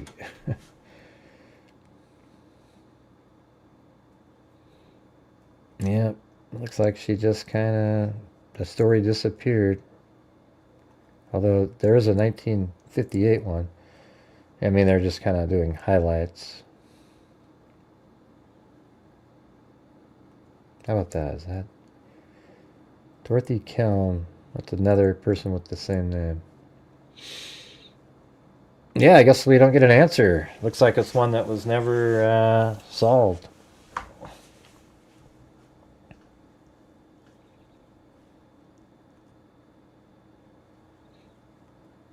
All right. So maybe we'll do the since we're slow tonight. Maybe we can do our old newspapers.com thing where you guys, you send in a super chat and then you give me the keyword to look up, but you're not here's the thing, you don't look up some case that you're already aware of, all right? What we're trying to do is what I just did, is find some random cases that probably nobody's ever talking about, but you have to have certain words that you type in, and it leads to that. But we only do, it's just a super chat game. It helps raise the funds, but it also allows you to, and then we've oftentimes we've found really interesting cases doing that. I don't know how there's more than one Dorothy Kelm cases. That's crazy. Let me type it in. Who killed Dorothy Kelm in Michigan in 1950? So it is actually on Reddit. But there's no answer,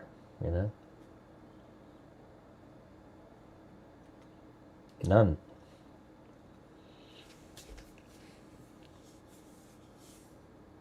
What is it, MM? What am I on top of? What big discovery? Where is it? Yeah. I guess you guys don't want to play the game. All right. Well, I don't have any other stuff to go over, so if you guys don't want to do it, then I guess we'll just see you guys another night. I don't know what to tell you. It's just... I mean, this chat's not even moving, really slow.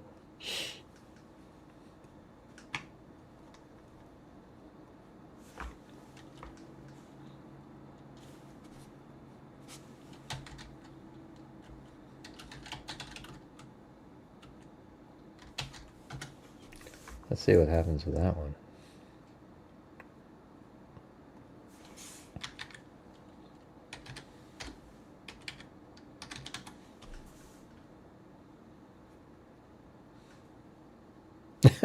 Because it's not exciting, that's why. we normally have the same. It's called the newspapers.com game. People send in like, a $2 super chat or whatever, and you say headless something, and then we'll see if it shows up as a story, and then we read about it. Okay? Obviously, it seems like you guys aren't interested in doing that. We've done that for years and years and years, and somehow a lot of the stuff that we used to do, people aren't interested anymore, So nobody, I don't know what to say.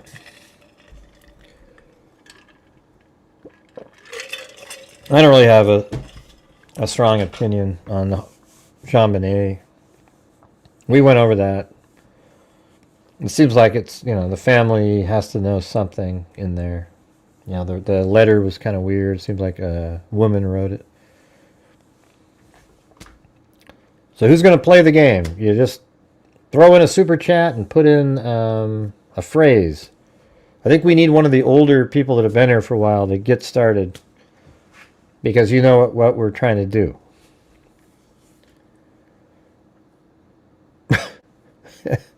That's what it seems like, MM. That's what it seems like.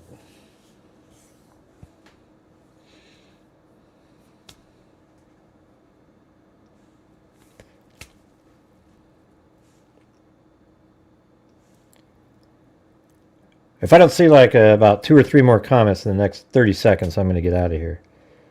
This is just like, there's no point,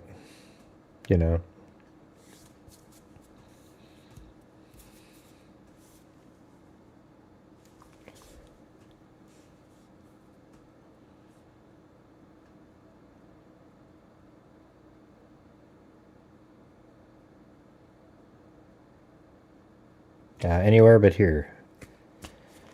Ah, there's one. Hey, look at that. Body found in storage unit.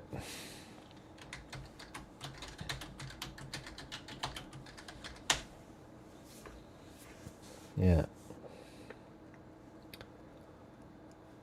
I guess we could do, well, let's see if it's even in there. Let's do a different year. I don't think they had storage units. 1975 to 1990. How about that? Oh, there's one right there. Look at this. Missing woman's body found in storage unit. See? That's pretty interesting.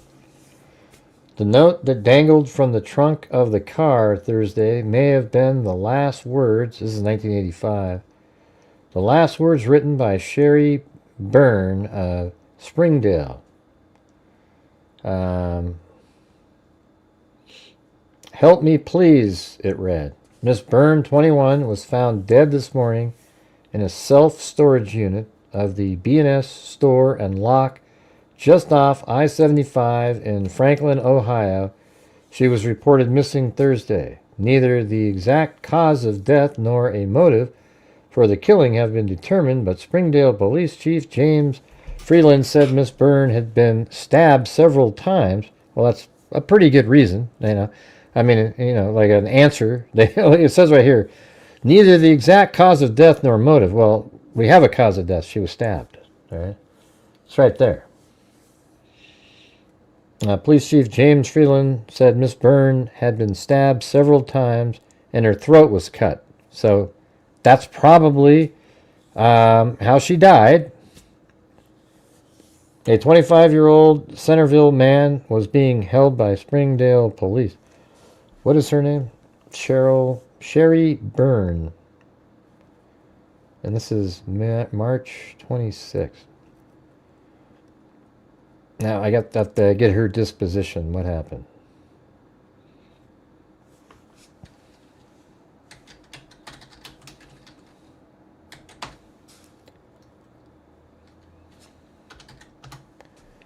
Sherry Byrne. Right there. Then you go... so this is Cincinnati, 1985. Crying face emoji. Crying face emoji. Crying face emoji. You bastard. Crying face emoji. You bastard! You're not slow typers. You don't type at all. It's crazy.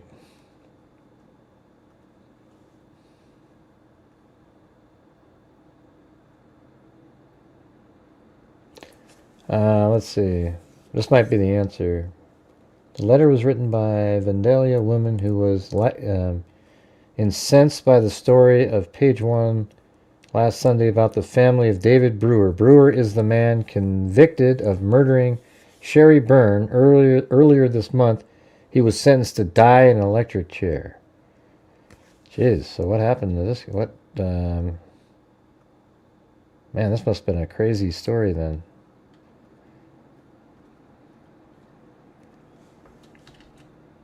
I see you guys are at your other things in there. I'll go. I'm just trying to.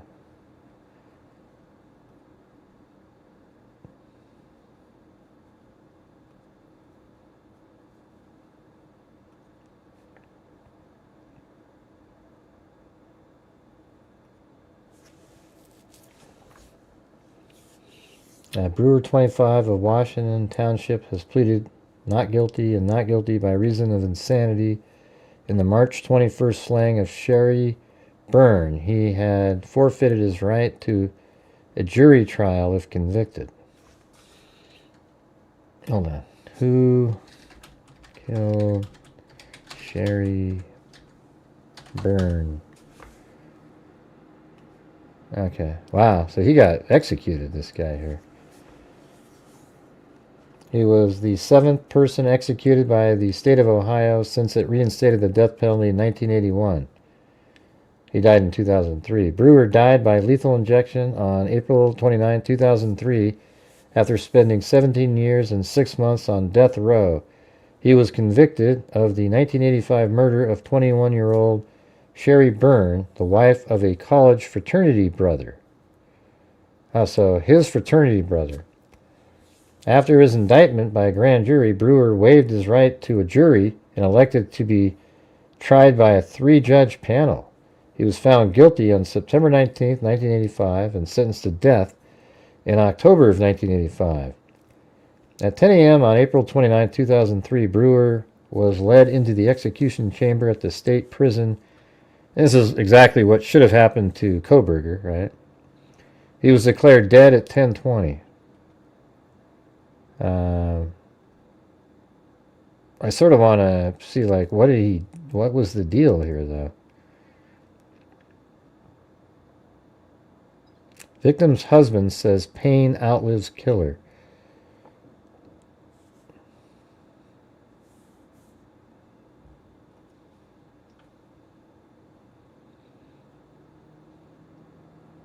Byrne, who now lives in New Jersey, returned to Ohio to speak at a Voices of Experience. This is the husband. Byrne watched from a nearby witness room on April 29, 2003, when Brewer was executed at the Southern Ohio Correctional Facility near Lucasville for murdering Sherry Renee Byrne. Court records show that on March 21, 1985, Brewer abducted the 21-year-old wife of Byrne, sexually assaulted her, threw her in the trunk of his car, and drove around southwestern Ohio for 8 hours before strangling, hanging, and stabbing her to death on a rural Greene County road. The morning of the execution, Byrne sat with his late wife's family members and then Greene County prosecutor Bill Schneck in a waiting room at the prison. Byrne had headphones on, listening to Bruce Springsteen, Thunder Road. Later, he angrily watched as Brewer died, never having apologized for taking the life of his young wife. 2 days after the execution, Byrne said he was back home in New Jersey watching his son from his second marriage at a Special Olympics event. I felt so sad I couldn't stop crying, he said. I didn't understand because I thought I had got everything I wanted with Brewer's execution. That's nuts right there. Jesus. So he, it was like a fraternity brother of his or something. Then he abducted her and, he drove around for 8 hours with her, like basically in the trunk of his car. And she, just think of the fear. I mean, he deserves the death penalty there. Crazy. Anyway, I got to scroll up here. Body found in storage unit. So that was a good one. Oh, that was yours. That was a good one, Lisa. I'm sure there's a hell of a lot more in there, too. And then now we've got alley cake with the body part. Body found in carpet. Probably like rolled up carpet, right? 1970 to 2015. Yeah, there you go. Like right there. There's one. Body found in carpet in Danville. In Danville woman? What does that mean? Body found in carpet. Oh, is Danville woman. Okay, a body. I was like, in. What are you talking about? Yeah, we need 3 more channel memberships, you guys. Let's see. A body found wrapped in carpet along US 127 south of Frankfurt was identified yesterday as that of Teresa C. Larson of Danville. Larson, 37, was reported missing to Danville police September 22nd. Found wrapped in a carpet. So there's one right there. What happened to her? Let me see if I can... Who killed Teresa C. Larson of Danville? Okay.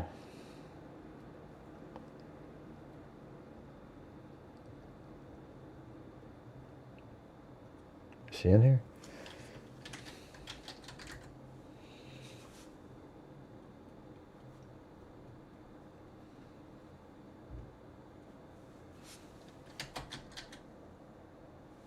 Restrain Teresa with intent. Okay, let me put the word carpet in there. If the carpet's not in here, then forget it. Okay, there it is. On October 10th, 1991, Teresa's body was found rolled up in a carpet on the site of US 127 south of Frankfort, Kentucky. It was badly decomposed and unclothed from the waist down. A black coaxial cable was wrapped around Larson's throat and right wrist.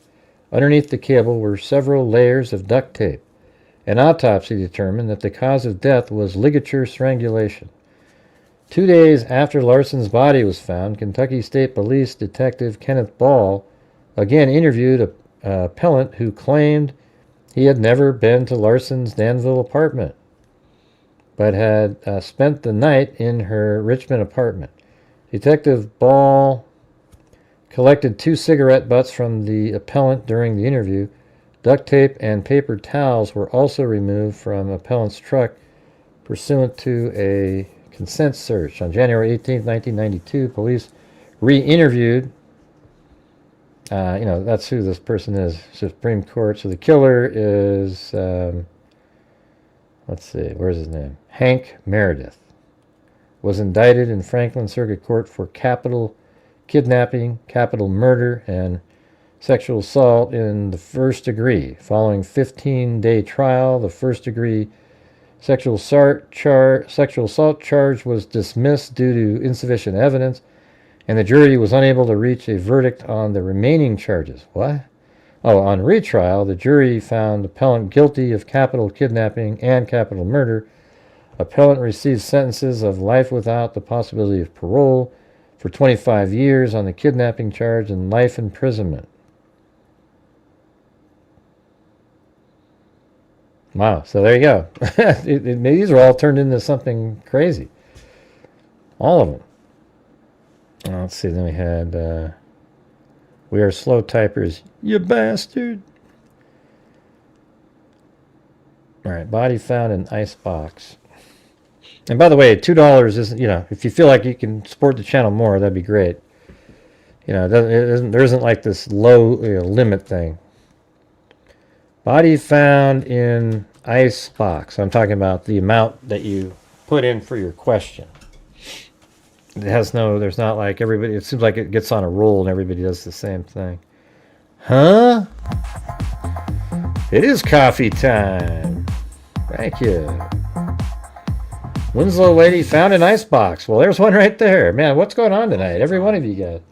I swear to God, normally when we play this, most of the time, there isn't even anything that shows up.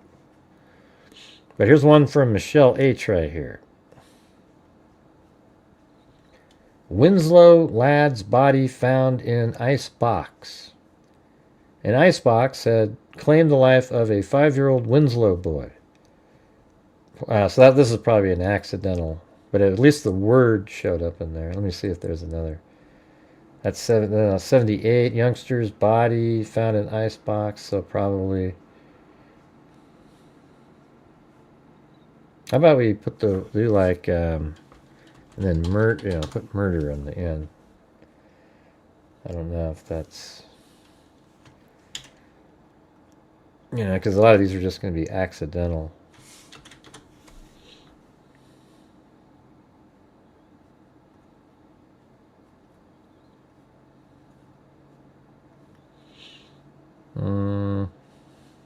I don't know. What else could we put with that one? I don't know. Body found in Icebox.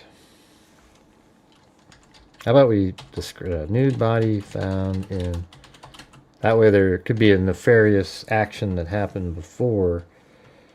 Like a kid going in there, it would just be a kid going in there.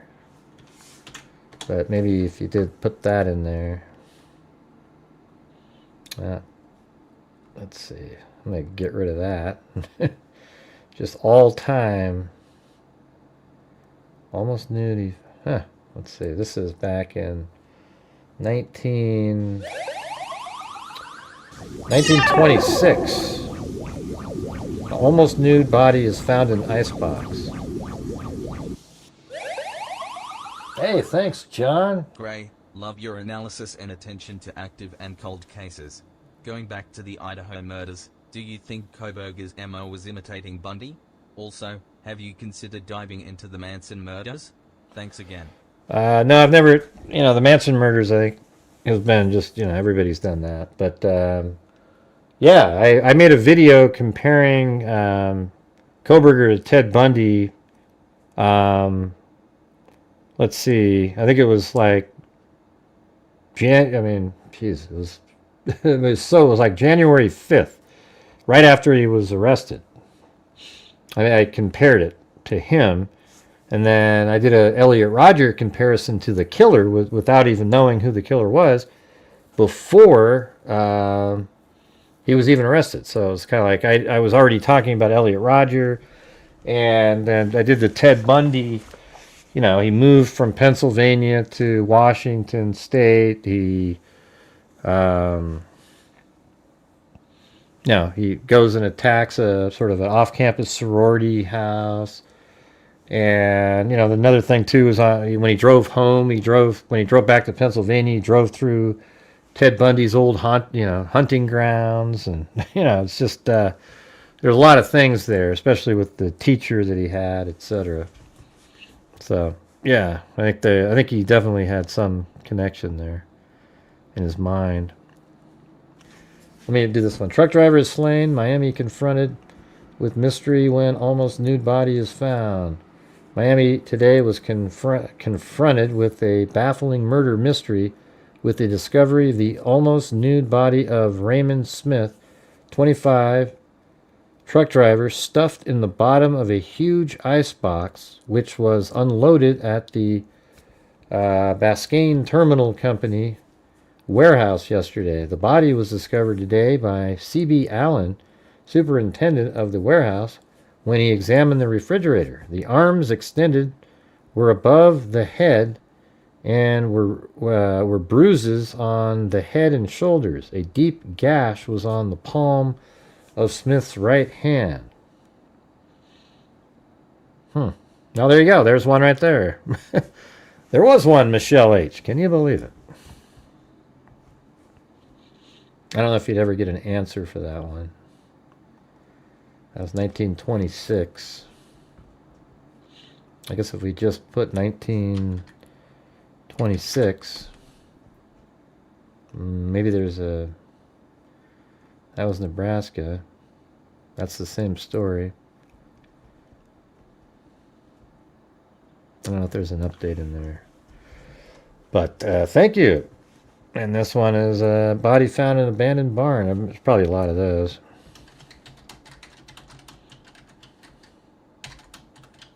That's when I'll make it more like 1970 to 19... $99.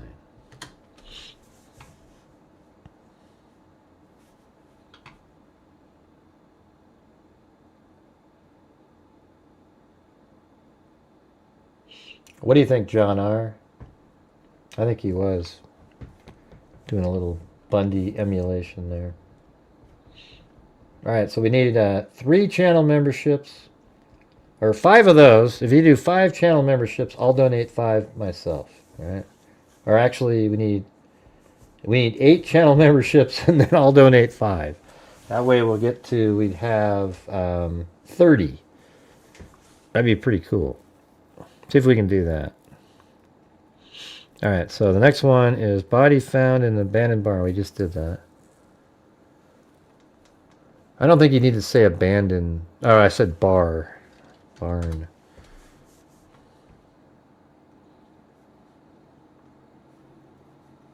Missing girl found dead.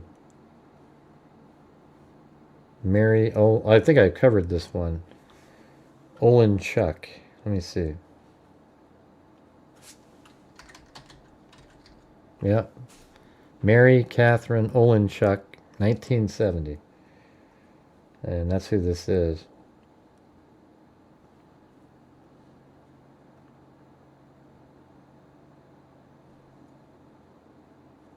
Through unused officials said searchers had gone through the unused barn once before. Police said the father identified items found near the body, which was discovered under a pile of hay.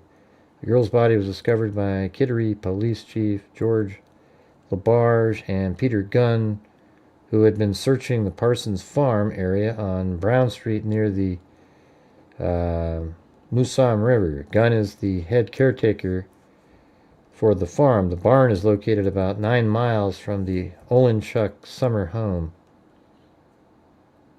Police found the bicycle the night she disappeared in the archway of the Lookout Hotel, about 200 yards from Olenchuk's home. A witness who was a summer guest at the hotel told police she saw a girl matching Mary's description talking to a man in the dark maroon car in front of the hotel. Kind of remember that one a little bit. So, yeah, I guess you got that one. Let me see if there's another one.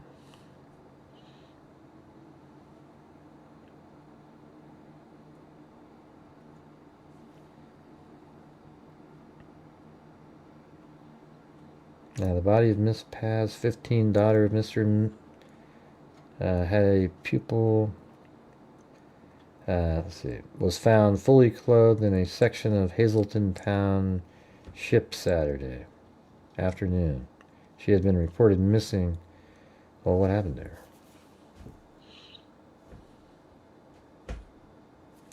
Erlinda Paz. Let me see. Who killed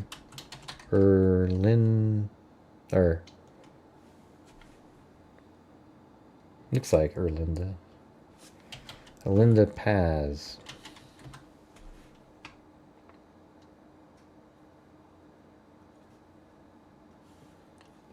Shivasi County man serving life in prison to get a second chance at a shorter sentence.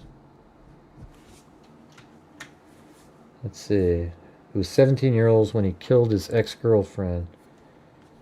In an opinion issued Friday, December, Michigan Supreme Court, justices ordered the life sentence Daniel Wheeler is currently serving at the Macomb Correctional Facility for first-degree murder be vacated, and that his case go back before Judge Matthew Stewart. Wheeler, now 70, was convicted of killing 16-year-old Erlinda Paz in 1970, apparently after learning that the woman, his ex-girlfriend, was pregnant with his child, according to court records. How common is that? That's just like, it's ridiculous. So even, this is 1970. Her body showed lacerations on her scalp and forehead that were consistent with having been assaulted by a shotgun barrel. A shotgun barrel was found near where the body was found in a wooded lot. And so I guess, I don't know, his eventual, looks like right there, I mean, that was only 2022, if you can believe that. Coffee time was said there by Michael. Then we've got John R.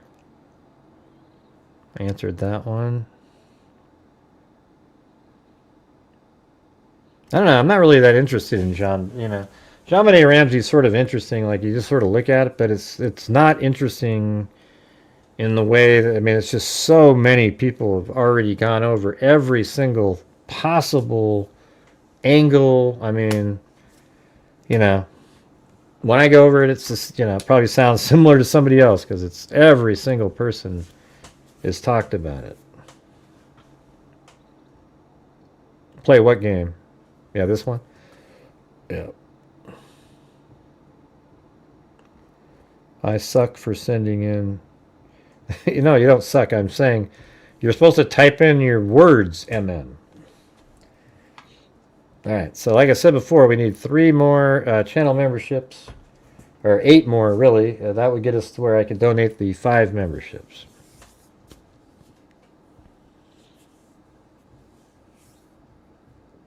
Shouldn't you know, Obi-Wan? Like with your psychic ability, you know, why does somebody with a force, why do you have to tell them what they're doing? You should just know. You know, it's like when you know when you go to a psychic's house and you knock on the door and you hear inside they say, "Who's there?" Well, you know they suck as a psychic, right? Shouldn't they have already known your name as soon as you knocked? They should have said, "Oh, hey, Jim." Instead, they're like, "Who's there?" And you just turn around. I thought you were a psychic. I'm out of here. All right.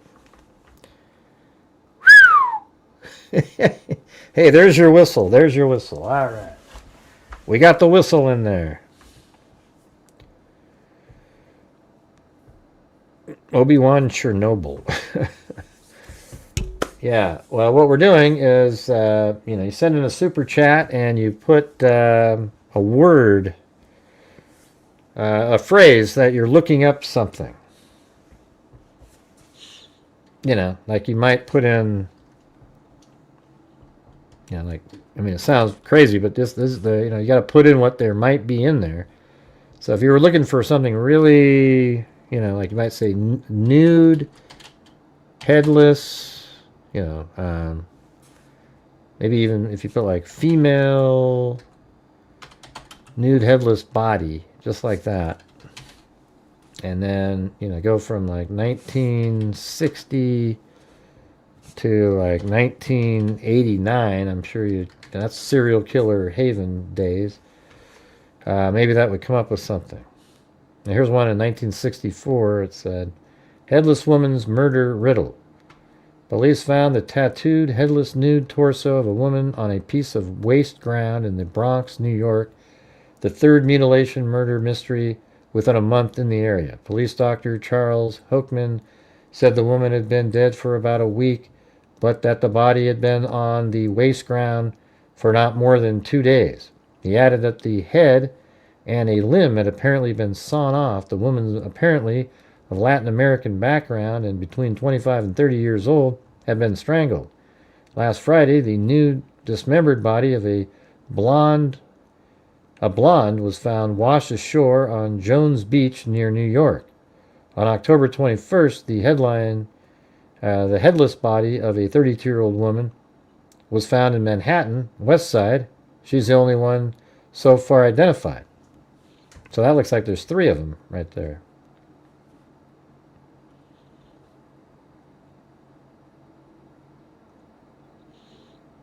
Now, Mystery of Headless Valley. What is Grant Hughes for 1,000? It's let's see, a sort of a non-color hue. Yeah, gray hues, hues of gray.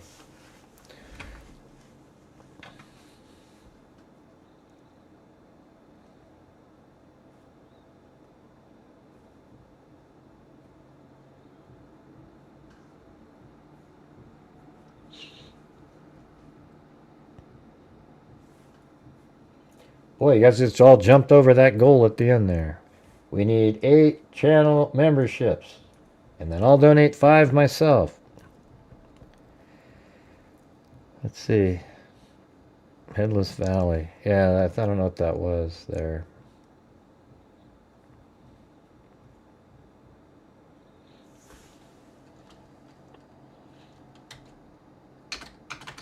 See, if you're looking for serial killers, it's usually women that were killed. So you got to type in stuff like, like women's dismembered body. I mean, serial killers do kill guys, but I'd say 90% of them are females. And so there's one here, like 1984, women's dismembered body dug up in backyard. It will take an autopsy to determine if an elderly woman whose dismembered body was exhumed from a half-dozen spots around the garden, wow, was killed by her husband or died naturally. Okay. Yeah, I mean, you don't find a dozen spots and you died naturally. Like you just went, woo, you jumped in the air and you sort of exploded and there was these holes already on the ground and then your body parts landed in the holes and then dirt just sort of fell on the top. Yeah, it's just stupid. Some of the wording here.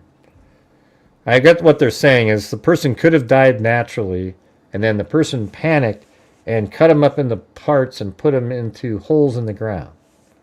Yeah. We did a whole series on like kind of a joke. You had to sing Rockabye Baby and then put lyrics to Rockabye Baby that talked about somebody who panicked at home and then they dismembered the body because they panicked. It was actually kind of funny how we did it. But.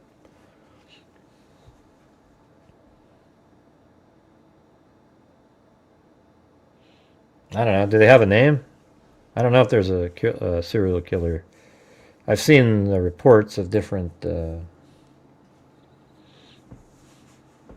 killings.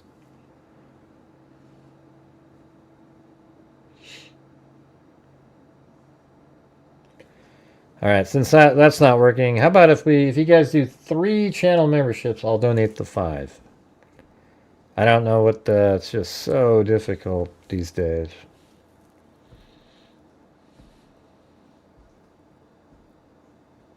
The force is telling me that's false. All right, this one's almost 3 weeks of searching. This is 64. Had led authorities to the near certain identification of the woman whose dismembered body was found in various waters in the Tippy City area. Dismembered body was found in various waters. Wow.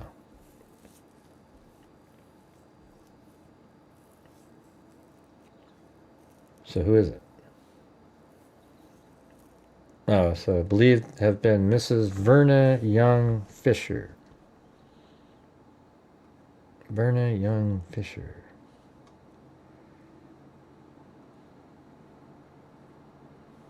That wasn't the one I was...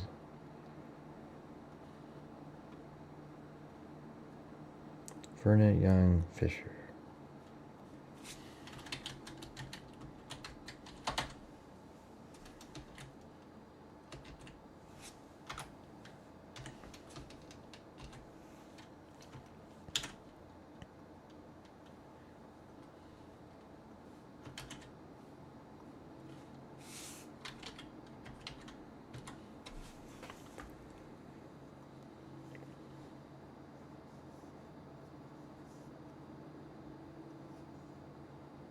So this is one she was just missing there.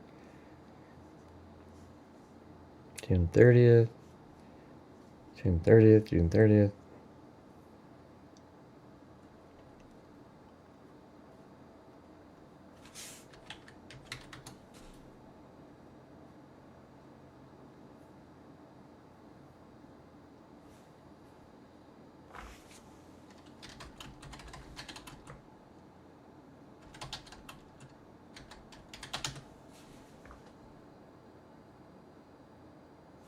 No? You guys don't want me to donate the 5 memberships?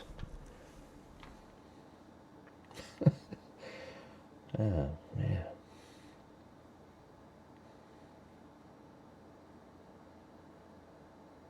Yeah, I don't know. There's no answers for this lady. But anyways.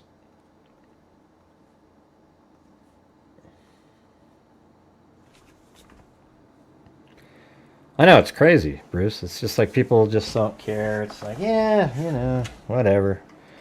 I'm telling you, though, yesterday was the worst night of the month, and tonight's going to be worse than yesterday, and then we're down on a downward spiral, and it's going to be real tough. It's really hard to get back on track when you get in those modes. That's why you got to keep covering the same cases that everybody likes. Notice how there's only 170 people, because they don't care about anything other than Koberger and shit like that, you know. And I'm saying the masses, not you specifically. Okay, but I need 3 channel memberships, and then I'll donate 5 memberships, even though it's way short of normally me donating 5 memberships.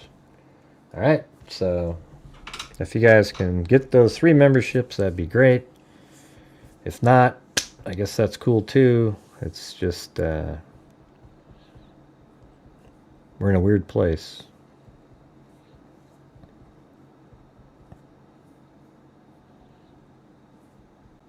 I don't know. No idea.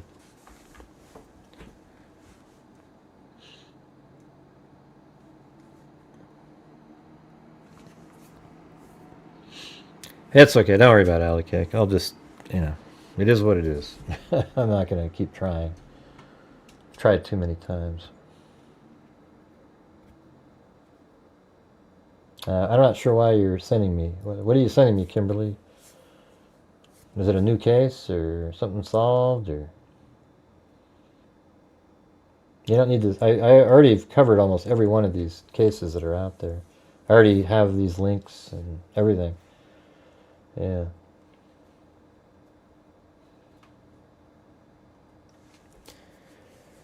Let's see. That's okay. Right. I know you're glad, but I mean, what do you guys want me to do? Okay. So here's the thing: is I know that when I originally was doing true crime, the reality is there wasn't very many people doing it, and I get 400 people, 500 watching, and we could cover whatever we're covering, and people were happy to be there watching that. But then what happened is the true crime genre got absolutely saturated with way too many Tom, Dick, and Harry dipshit people. So they're out there, just every second inundated. And then so everybody, they're used to Koberger case and other bigger cases, so they just kind of gravitate to that, and there's nothing else that people are really generally interested in. So everyone goes, Gray, you keep covering. Well, I got to cover what people want to watch. It sucks though, because if I don't cover Koberger, my channel is, when I get new stuff, it suffers. Like instead of making, if the channel brings in like, let's say $15,000 in a month with all the revenue sources, that's when I donate like 5,000 or 6,000, and then I get taxed on the remaining 10. And but if we don't do that, the channel will probably bring in 8 or 9,000, and we're not really donating anything. Okay, because then I get taxed on that solely and fully, and that's it, right? So that's the problem. If you guys want to be where we're still out there kicking ass, giving money to all these different places, then I can't do what we used to do. It just doesn't work anymore. You can see it like in nights like tonight. An absolute struggle trying to get any support going. We had to, thank God for Lisa with her little challenge there, but it's just the way things are now, you guys. It's just the way things are. It's not cool, but you're sort of relegated to pretty much, like tonight I tried doing something else, let me ask you something. Would you guys do that in your real life? If you had a business and you knew if, wow, people really love this stuff. They're coming in and they're buying and I'm doing really well. Would you just make something else that they're not really as interested in just for principle and lose money daily just to make people, Because that's the truth. I mean, none of you would do that. You know, like if you had a hamburger, like one of those carts, right? And you made these really amazing tacos, and everybody loved the tacos, but every once in a while somebody would say, hey, you know, I need to, I like when you make other things too. And then you go, okay, I'll just start making that other thing. Let's make that other thing for a week. And then everybody that was there goes, yeah, I don't really, yeah. And they don't show up, and nobody's buying it. And when you say nobody, I mean the numbers aren't very good, right? And it just is the way it is. And what I hate is when people bitch and complain that I'm covering a case. I'm interested in the Koberger case as well. That's why I do it. If I wasn't interested, I wouldn't be doing it. It's not. I don't like doing stuff I'm not interested in. It just so happens that that's also what people seem to want to hear about, because they sure as hell don't want to talk about the stuff that we were talking about tonight, because there's only 170 people watching. I mean, look at this. I said, hey guys, can you do the other 3 channel memberships and I'll donate 5? Not a soul jumped in there. And it's been 20 minutes since I've asked 3 times. And when the hell does that ever happen? I mean, it's just amazing, you guys. It's unreal. You know, it's like, so that's why I just can't do it. And you already go, great, just, you know, you're covering the same. Well, what do you want? You know, what do you want me to do, for God's sakes? I mean, you know, you're not the ones that, you know, like the ones that keep saying those kind of stuff aren't the ones that are really supporting the channel. It's like, they're just kind of like, hey, yeah, I want you to do that. And you can't. You got to do what the people want to watch.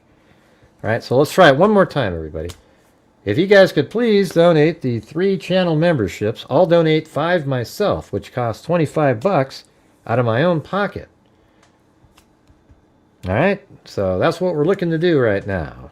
If you guys can donate 3 channel memberships, we'll donate 5.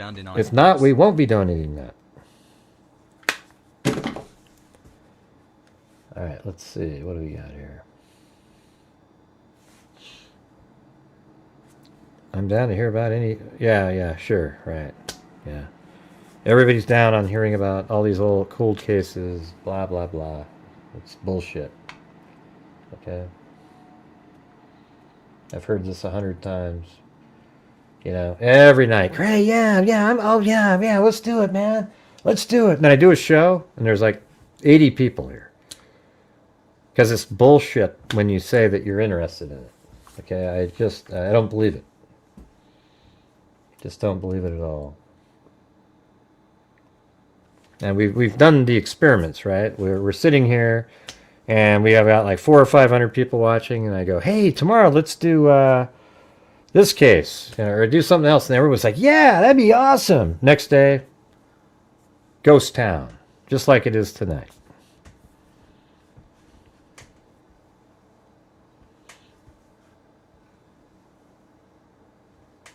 Yeah, okay, cool. Of the week better than... No, I do shows every single day. It's always the same. I know. Some of you do. I know when I say it's bullshit, I mean that in general. See, it's just the same thing. Like, you just did the same thing as that person did the other night, Paulette. I just said that, you know, it's just not true that everybody wants to do these other cases, okay? It's just not true at all. Some people are interested, sure, but in general, they just aren't. They want to just keep, you know, it's really easy, you know, just sort of jump right back into a Koberger conversation because everybody knows it, so you can just kind of talk about it. And so that's the reality. But you see how right here, 4 times now I've said, hey, you guys, if you do 3 memberships, I'll donate 5. And not one person. That's just a terrible feeling, you know. So it is what it is. I can't fix it. I can't make stuff grow on trees. I can't do it. But I will say, I want to say thanks to, let's see, we had Jillian on Venmo, and then we had Lisa Valenzuela with the double cat eye coffee challenge she did. And then we had Christine right there. Yeah, and see, nobody's even... Paulette commented about 10 minutes ago, and not one soul has commented after that, so... Man, it's just... It's almost getting to the point where it's not even fun anymore, you know? It's like you get in here, and it's such a struggle to do anything other than what's popular, you know? And then I get trashed because I don't do anything other than what, I'm interested in the Koberger case. That just happens to be why I'm covering it. I wasn't interested in Dana Adelson, whatever the hell her name is. You know, it was kind of interesting, but it was just so clear. There's no mystery of like, what really happened? You know? Hey, thanks, Lil D. And then what else is in there? Yeah. So, yeah, I mean, I'm sure some of the older freaks that have been around, they really like, we used to sit here, and some nights we do 7 cold cases. We just sit there and go through all these ones. Even if there was one article on them, at least they got talked about. But now you can't do it. Or you can't afford it, you know, because right at the same time you're doing your live stream, some other Tom, Dick, and Harry nutjob over here is covering 3 different channels is covering the really popular one, and everybody just sort of gravitates over there, and you just can't, you can't get anybody to watch. Because it's like, well, I mean, I don't even know about this cold case, or we're not really going to solve it, so what I'm going to do is go do something else. You know? It's crazy.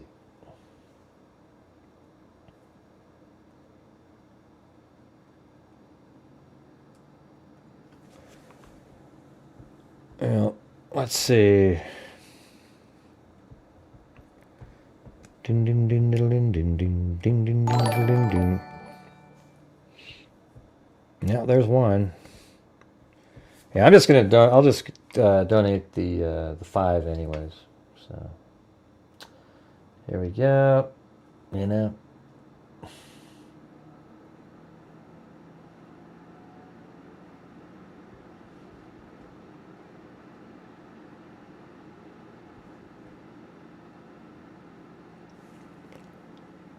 Oh, welcome up there, Obi-Wan Chernobyl.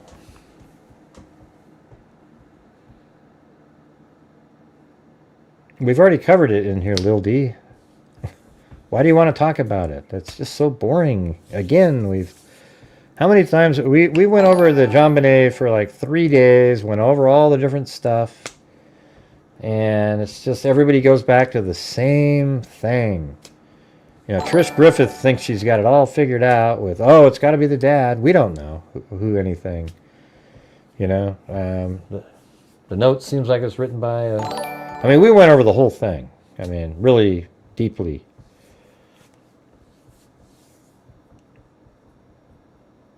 Well, thanks, Holly. My snarkiness. Yeah. Well, there you go. Well, hey, come on, Alley Kick. You don't have to do... I was trying to, get some other people to help support the channel tonight. Yeah, I mean, JonBenet is just sort of like... I guess what it is like, those cases bore me. The ones like O.J. Simpson, JonBenet Ramsey, the same ones that everybody covers over and over again. Why do you want me to cover it? You've already got all the. I mean, I'm sure I can think different. I do think differently than other people, but the facts are the facts that are out there. So I don't know. What do you think, Lil D?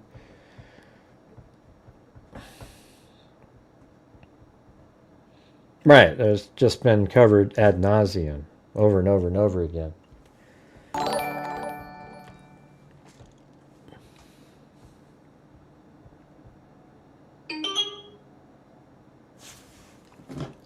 What that was.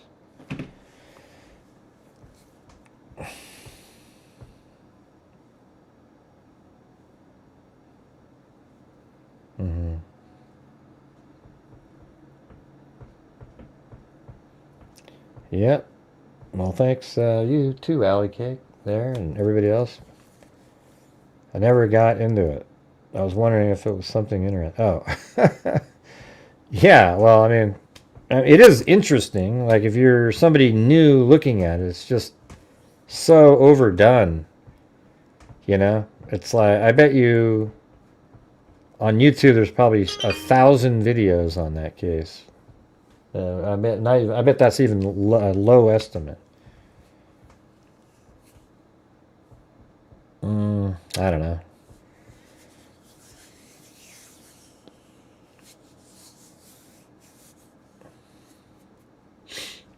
Yeah, I mean, it's cool that there was 174 people here, but I'm just saying we used to be able to cover cold cases and whatever, and we get like at least 300 and something. So it was sort of like a normal night. I mean, YouTube just doesn't, I don't fit the boxes that they like. So, you know, I'm never one of the ones that gets 3,000. You know, I might get 700 or something if it's like really, sort of really cool new information or something. That's about it.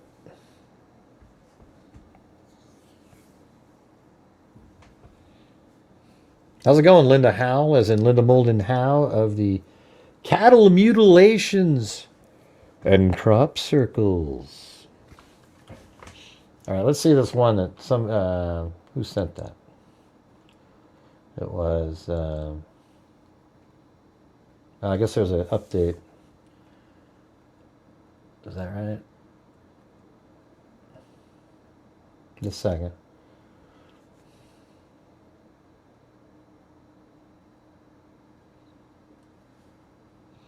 No, here's an update. Oops. It says right here. When Auburn police announced the arrest of 28-year-old Harold Rashad Dabney III of Montgomery on charges of capital murder in the killing of Auburn University professor Dr. Julie Gard Schnuelle, many in the community began asking the same question. Who is he? Public records begin to trace a picture of a man whose life in the past 2 years intersected with law enforcement more than once.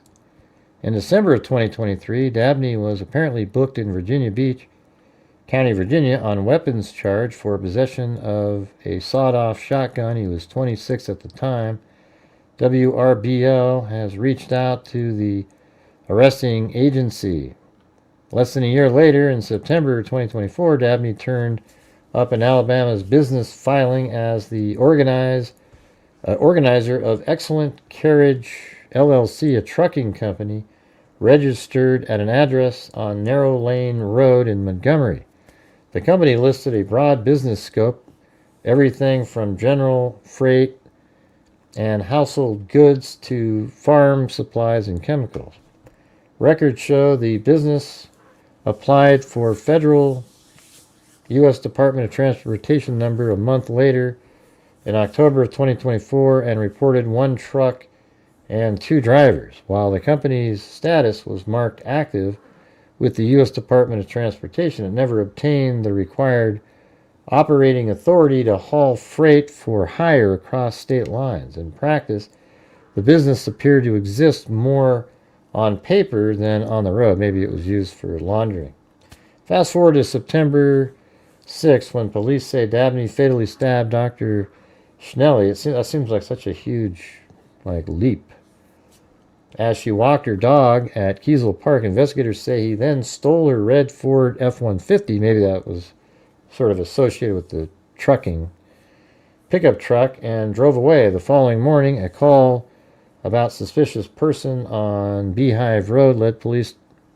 I don't know. Didn't really, well, not a lot of new stuff there, really. I mean, just basically saying, you know, he was arrested a couple of times.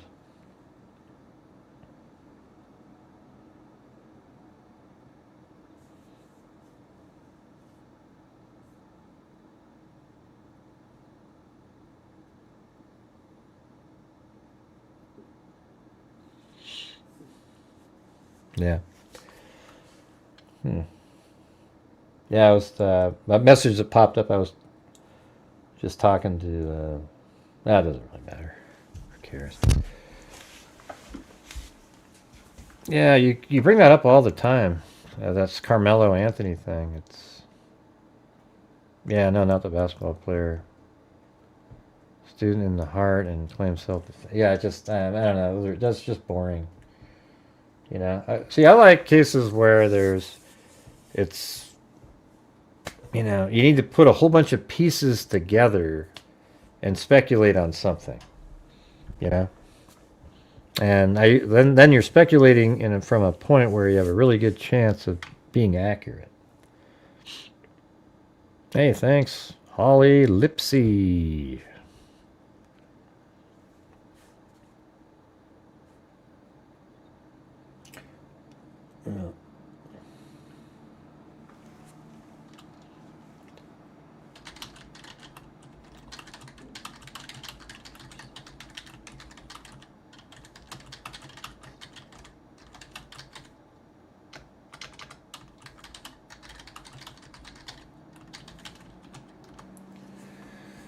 Let's see, putting the pieces of truth. Yeah, I mean, like what we do here is, you know, sometimes you have to rely on news outlets. Usually local news outlets are accurate, but national news isn't. You know, the national news just puts out whatever the hell sells, where local news is really digging around. So you put in all the little elements and then you put it together and see what it turns out, you know? Like, I mean, I love it when there's like, you know, you map things out, you find where people live, you get some of their background information, and then you start putting the pieces together. I mean, we've done some amazing stuff on cases out there. I mean, really just kind of nailed it, like, you know, from the beginning. Some of these cases that people are confused about, we're already way down the road and, you know, on top of it.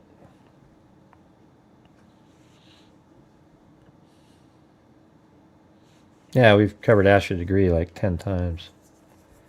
Yeah. What do you mean the more recent search warrants? We've gone over all of those. When you say more recent, you mean the last year or so?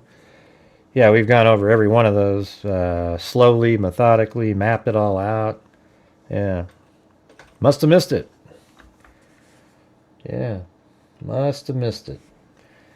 Kind of sounds like, it turns out, looks like the family, like the daughter, and they might, you know, these people seem like they know stuff of the, okay, I forgot all their names though now, but no, they don't really have an agenda. They just have, they're just lazy, the national news. They just don't care.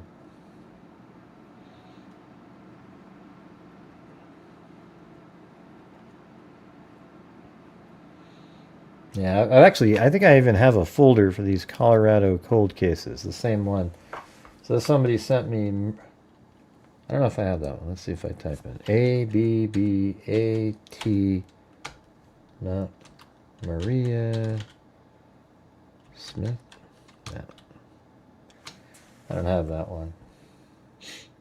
Yeah, let's see if this one, so somebody just sent me this one. That was Kimberly Gabaldon. But I have this CBI site here. On November 20th, 1977, 30-year-old Maria Abatello Smith was reported missing. 6 days later, her body was found within a vacant field near 700 block of Mariposa Street. During the investigation, it was determined that Maria was a victim of a homicide. Prior to her death, Maria worked at the Airmen's Club on the Lowry Air Force Base. Anyone with information regarding this case is asked to please contact the Denver police. This is 1977. So then you can go, then once you have that information, you go over here to go to newspapers.com, and from here you type in Maria, and then, I mean, that would probably be enough. I can't imagine there ever being another, if that's in there somewhere.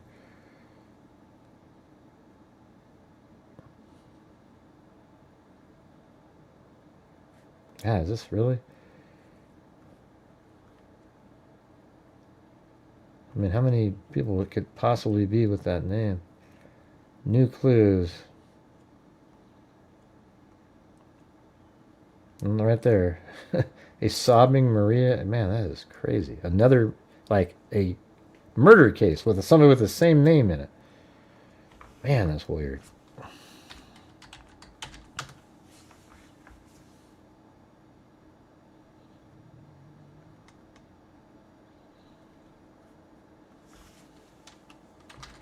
Yeah, Colorado doesn't have very good newspaper coverage. That's one of the problems. Let me just put that in there. 1977. And nothing. But then there's another newspaper that I use, this one, and this one sometimes has things that others don't. Now, is it gonna let me log in here? Okay, looks like it.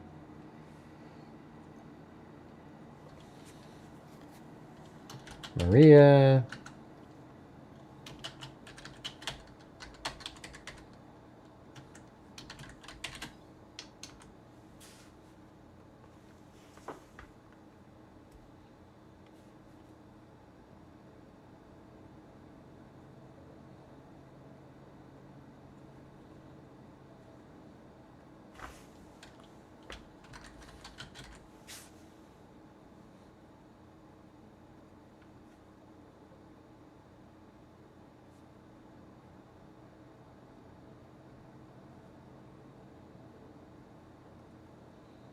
That one sort of seems like girl student sweep consumer. Why that name's the same. Winners were Maria A. Smith. Wow.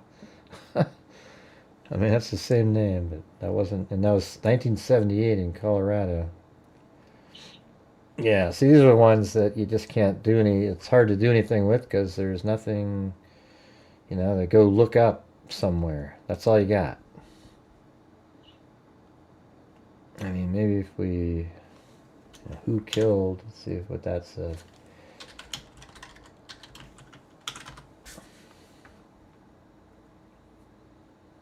Yeah, it's the same. Yeah.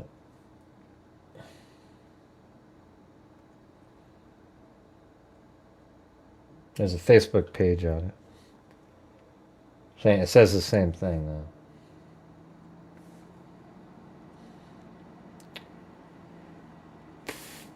Yeah, I just like, you just send me names. I don't want, you know what I hate the most is when people send me something and they have this whole dissertation. I just want a name. I'll look it up my own way. I don't like just sort of, when you're reading old newspaper articles, that's cool, but it's just, that's all there is. Oh, I covered 1930 something. What was that one? What was that one guy's name? Walter Hibbert. that one was nuts, man. Somebody actually was able to find records from him being in a mental institution when we did that one. It was crazy. We got that. Yeah, he was, Walter R. Hibbert. That's the one where he was like, it was kind of like a shotgun wedding. And then one day his wife wanted some water. He went over, gave her water, then he cut her head off, did all this, they threw her in her bathtub, and he was dismembering her, and then he goes, oh shit, then he left town, and then he came back, and then he was arrested, and then he was put in prison. Somehow, though, he got out, like in 1967, and he, lived a full life and had a wife and kids and everything. It was just like, what the hell's going on here? It was nuts.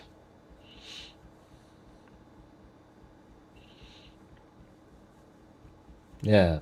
You can probably find it on my channel somewhere. It's pretty weird.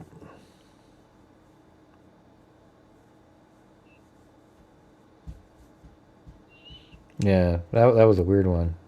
And what was the part that bugged me though is how he, he's got out later and he died like it wasn't even that long ago. It was like 2000 or something, all the way back from 19. It feels like it was 1939. I mean, there was articles with Hitler in it next to his article. I mean, hell, I think, let me see if I can just type that in. Just for the hell of it. Let's see if it shows up.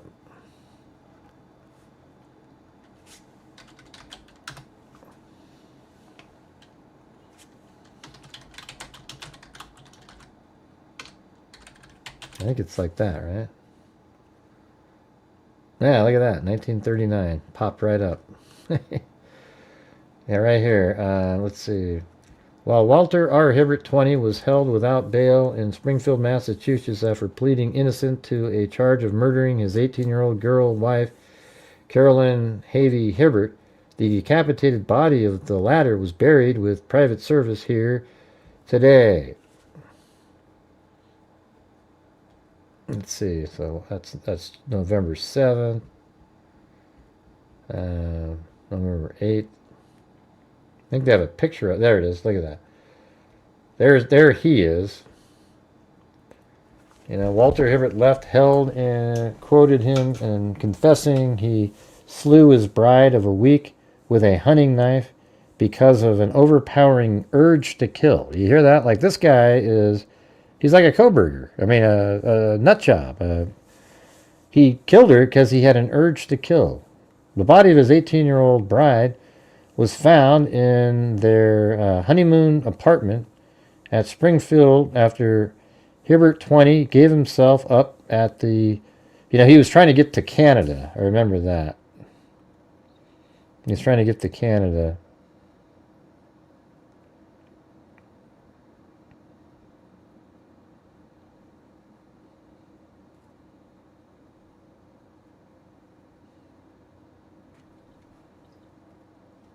Yeah, I don't know. There's a whole bunch of articles on it and stuff, though. It's pretty wild. Pretty crazy. Yeah, no, he should never have got out. I remember looking him up on Ben Verified, and there he was. He, like, died in, 2000 or something. Let me see if I can type his name in again. Walter R. Hibbert.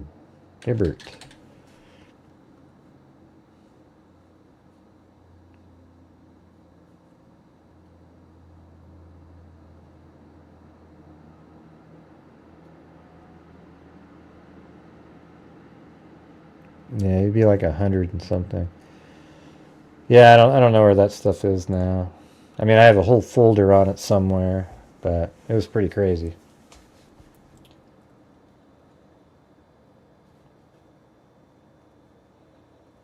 Well, you guys, I think that's going to do it for me tonight. I'll check out any emails you guys sent later. I'm going to get going. I've been on there for 2 hours and 48 minutes. It's pretty long. Pretty long time.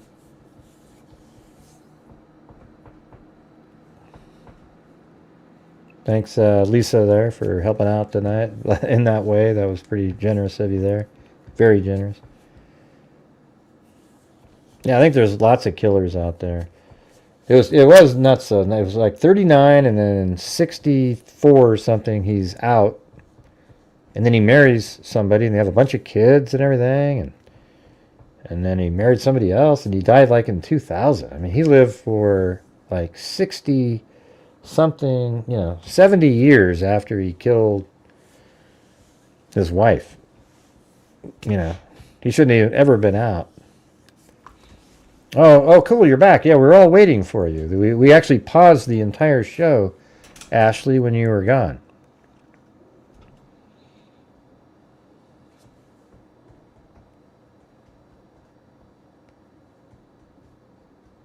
Yep, pretty depressing.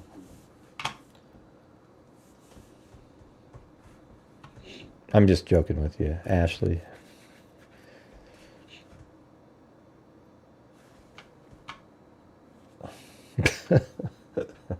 Okay.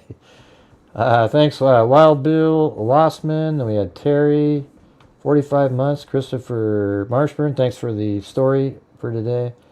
And then Flora Post. Then we have Gina Howard, Aries Moon Queen, membership there. And then Terry, Allie Cake, Jessica Schubach, Linda Howe, as in Linda Molden Howe, the cattle mutilations and crop circles. And then Wild Bill Wassman, Christopher Marshburn gifted a membership. Then Gina Howard, Flora Post, Allie Kate gifted 5, Dixie Hippie, Wade G, Sherry C, Kimberly Barr, Frida 657, Wild Bill Wassman, and Lisa Valenzuela, Jessica Schubach, MM gifted 1, then Stacy Facey gifted 5, then Apathetic gifted 1, and then Ashley Ferris, and then Wild Bill Wassman gifted another one. The Bass Fisherman, Lisa Valenzuela, Allie Cake, Dixie Hippie, Michelle H, MM, Michael, John R, D2, and MM, Kami, What is Gray Hughes for 1,000? And then Lil D, is that a derogatory reference? And then Obi-Wan Chernobyl became a new member. Then Allie Cake. Then I gifted 5. Then Allie Cake gifted 1. Then Holly Lipsy. Then Allie Cake gifted another one. Then Holly Lipsy. And then also again, thanks again to Lisa Valenzuela. And let's see. There's also Jillian. And Christine on there. All right. Yeah, it was cool. You know, I like talking about stuff. I just wish there was more people, people are more enthusiastic, because it's hard to get people to support the channel when there isn't enthusiasm. It's like if they're just sort of, yeah, another cold case, forget it, see you later. That's what it feels like in my mind. I know it's not really like that, but it's just,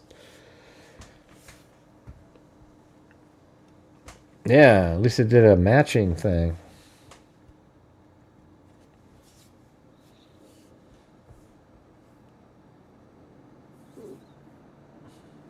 There's your little whistle, Bruce. You like it?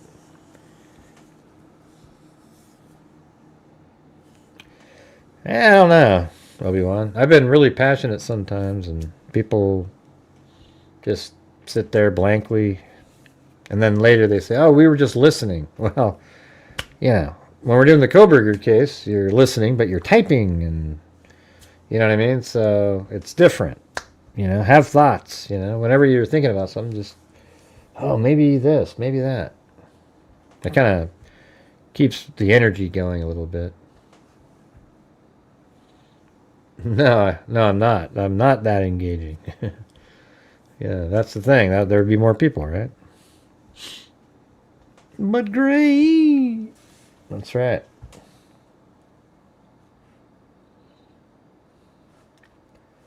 Let's see. What time is it? All right, we got 6 more minutes. What do you got? Who's got a question for me? I'll stay out and do the 3 hours. What do we got?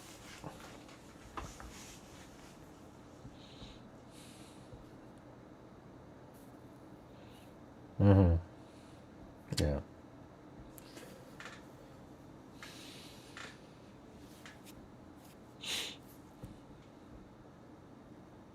Any questions, anybody? We got 6 minutes. Getting close to 5.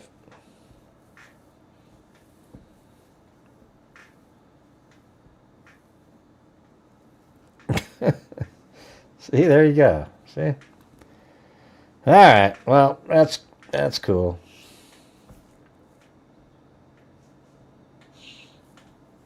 I mean, I don't know. Do you guys, when I tell you about the struggles and like what's going on, do you guys care? I mean, I think it's weird that people get upset. Like, oh, I just come to watch the show, not listen to your. Well, it's like I'm just telling you because I'm an actual person, and I'm telling you that it's a struggle when you shift off of something, So,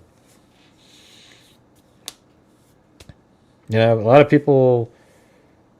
I mean, I don't even know because the other day I put out a video on Koberger case and it just got squished, right? I mean, right out of the gate, it didn't even. Who are you? Say, look at, we got the trolls popping in here. Yeah, just right now. You see that, you guys? Let's see. Yeah, I mean, I want to be able to just say what I'm feeling. Hey, no thanks, man. No thanks.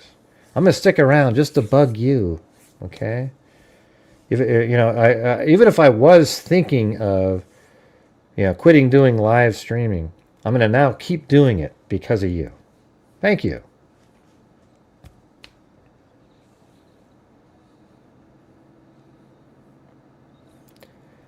Yeah, man, just daily.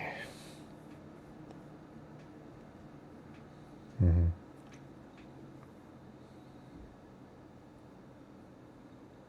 Oh, yeah? Okay. Well, maybe next time, right? But anyways, we'll see what tomorrow has. Who knows what tomorrow will bring. But anytime there's new information coming out in the Coburger case, that's what I'll be doing. Because I'm still trying to put the entire case together, piece by piece, so we know. We've only got 3 minutes left. I just think overall, I think my ability, the way I think about stuff, and the way that I can present information is unique, different than other people. And I think that's when I thought, I can offer something. Plus, it's like a puzzle you're trying to put together. But it's a much longer story.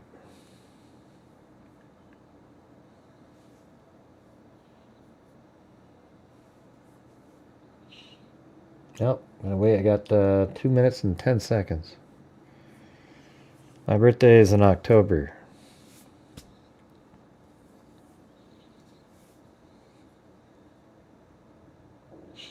Good night, Dixie Hippie.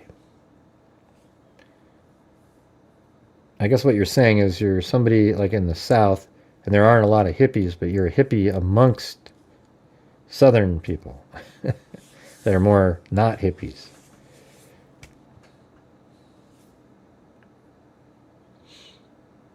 Good night, Linda Howell. Turning 21, what does that mean?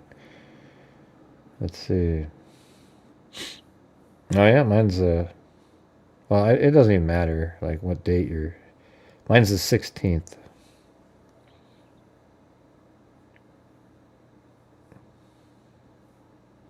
Right. All right, you guys. Thank you very much for being here tonight. We'll see you tomorrow.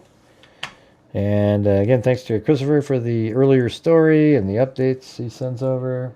That last update was just kind of like, I don't know. It's such a weird leap to where he ends up going. Like he ends up killing somebody in a park and gets a car that he doesn't keep. So I don't know what the deal is there. But anyways, thanks everybody for watching. We'll see you tomorrow. And as I always say, until next time, be safe out there. Yeah, I've been doing this true crime thing for quite a while now. And during this whole time, everybody, I have not seen one person that is a crime dissector, a rejecter. I'm a certified human lie detector. Gonna get ya on a stretcher if you try and play me like an old projector. Crime sector is my nectar. Professor Gray is gonna give another lecture. Crime collector, freak connector, and I'm always gonna be a pup protector. Fool deflector, interceptor, and I'm meaner than a spectre with a vector on his spectre. With all respect, y'all, just remember I've a type of fucking check. I have no agenda. I'm no pretender. That's because it's winter. And I'll spit to you straight without the blender. And in the end, I'm gonna send ya on a mission to reveal the true offender. Yeah, so I'll just get right back to work. All right, everybody? Well, a lot of people are born in October because, it's winter months. Not a lot to do. 9 months before that, January, All right, thanks, everybody. See you later. Be safe.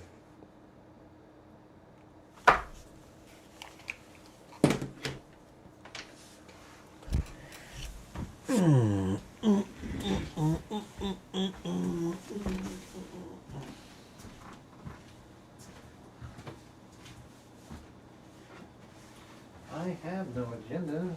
I'm a pretender. And else everything is right with a wonder.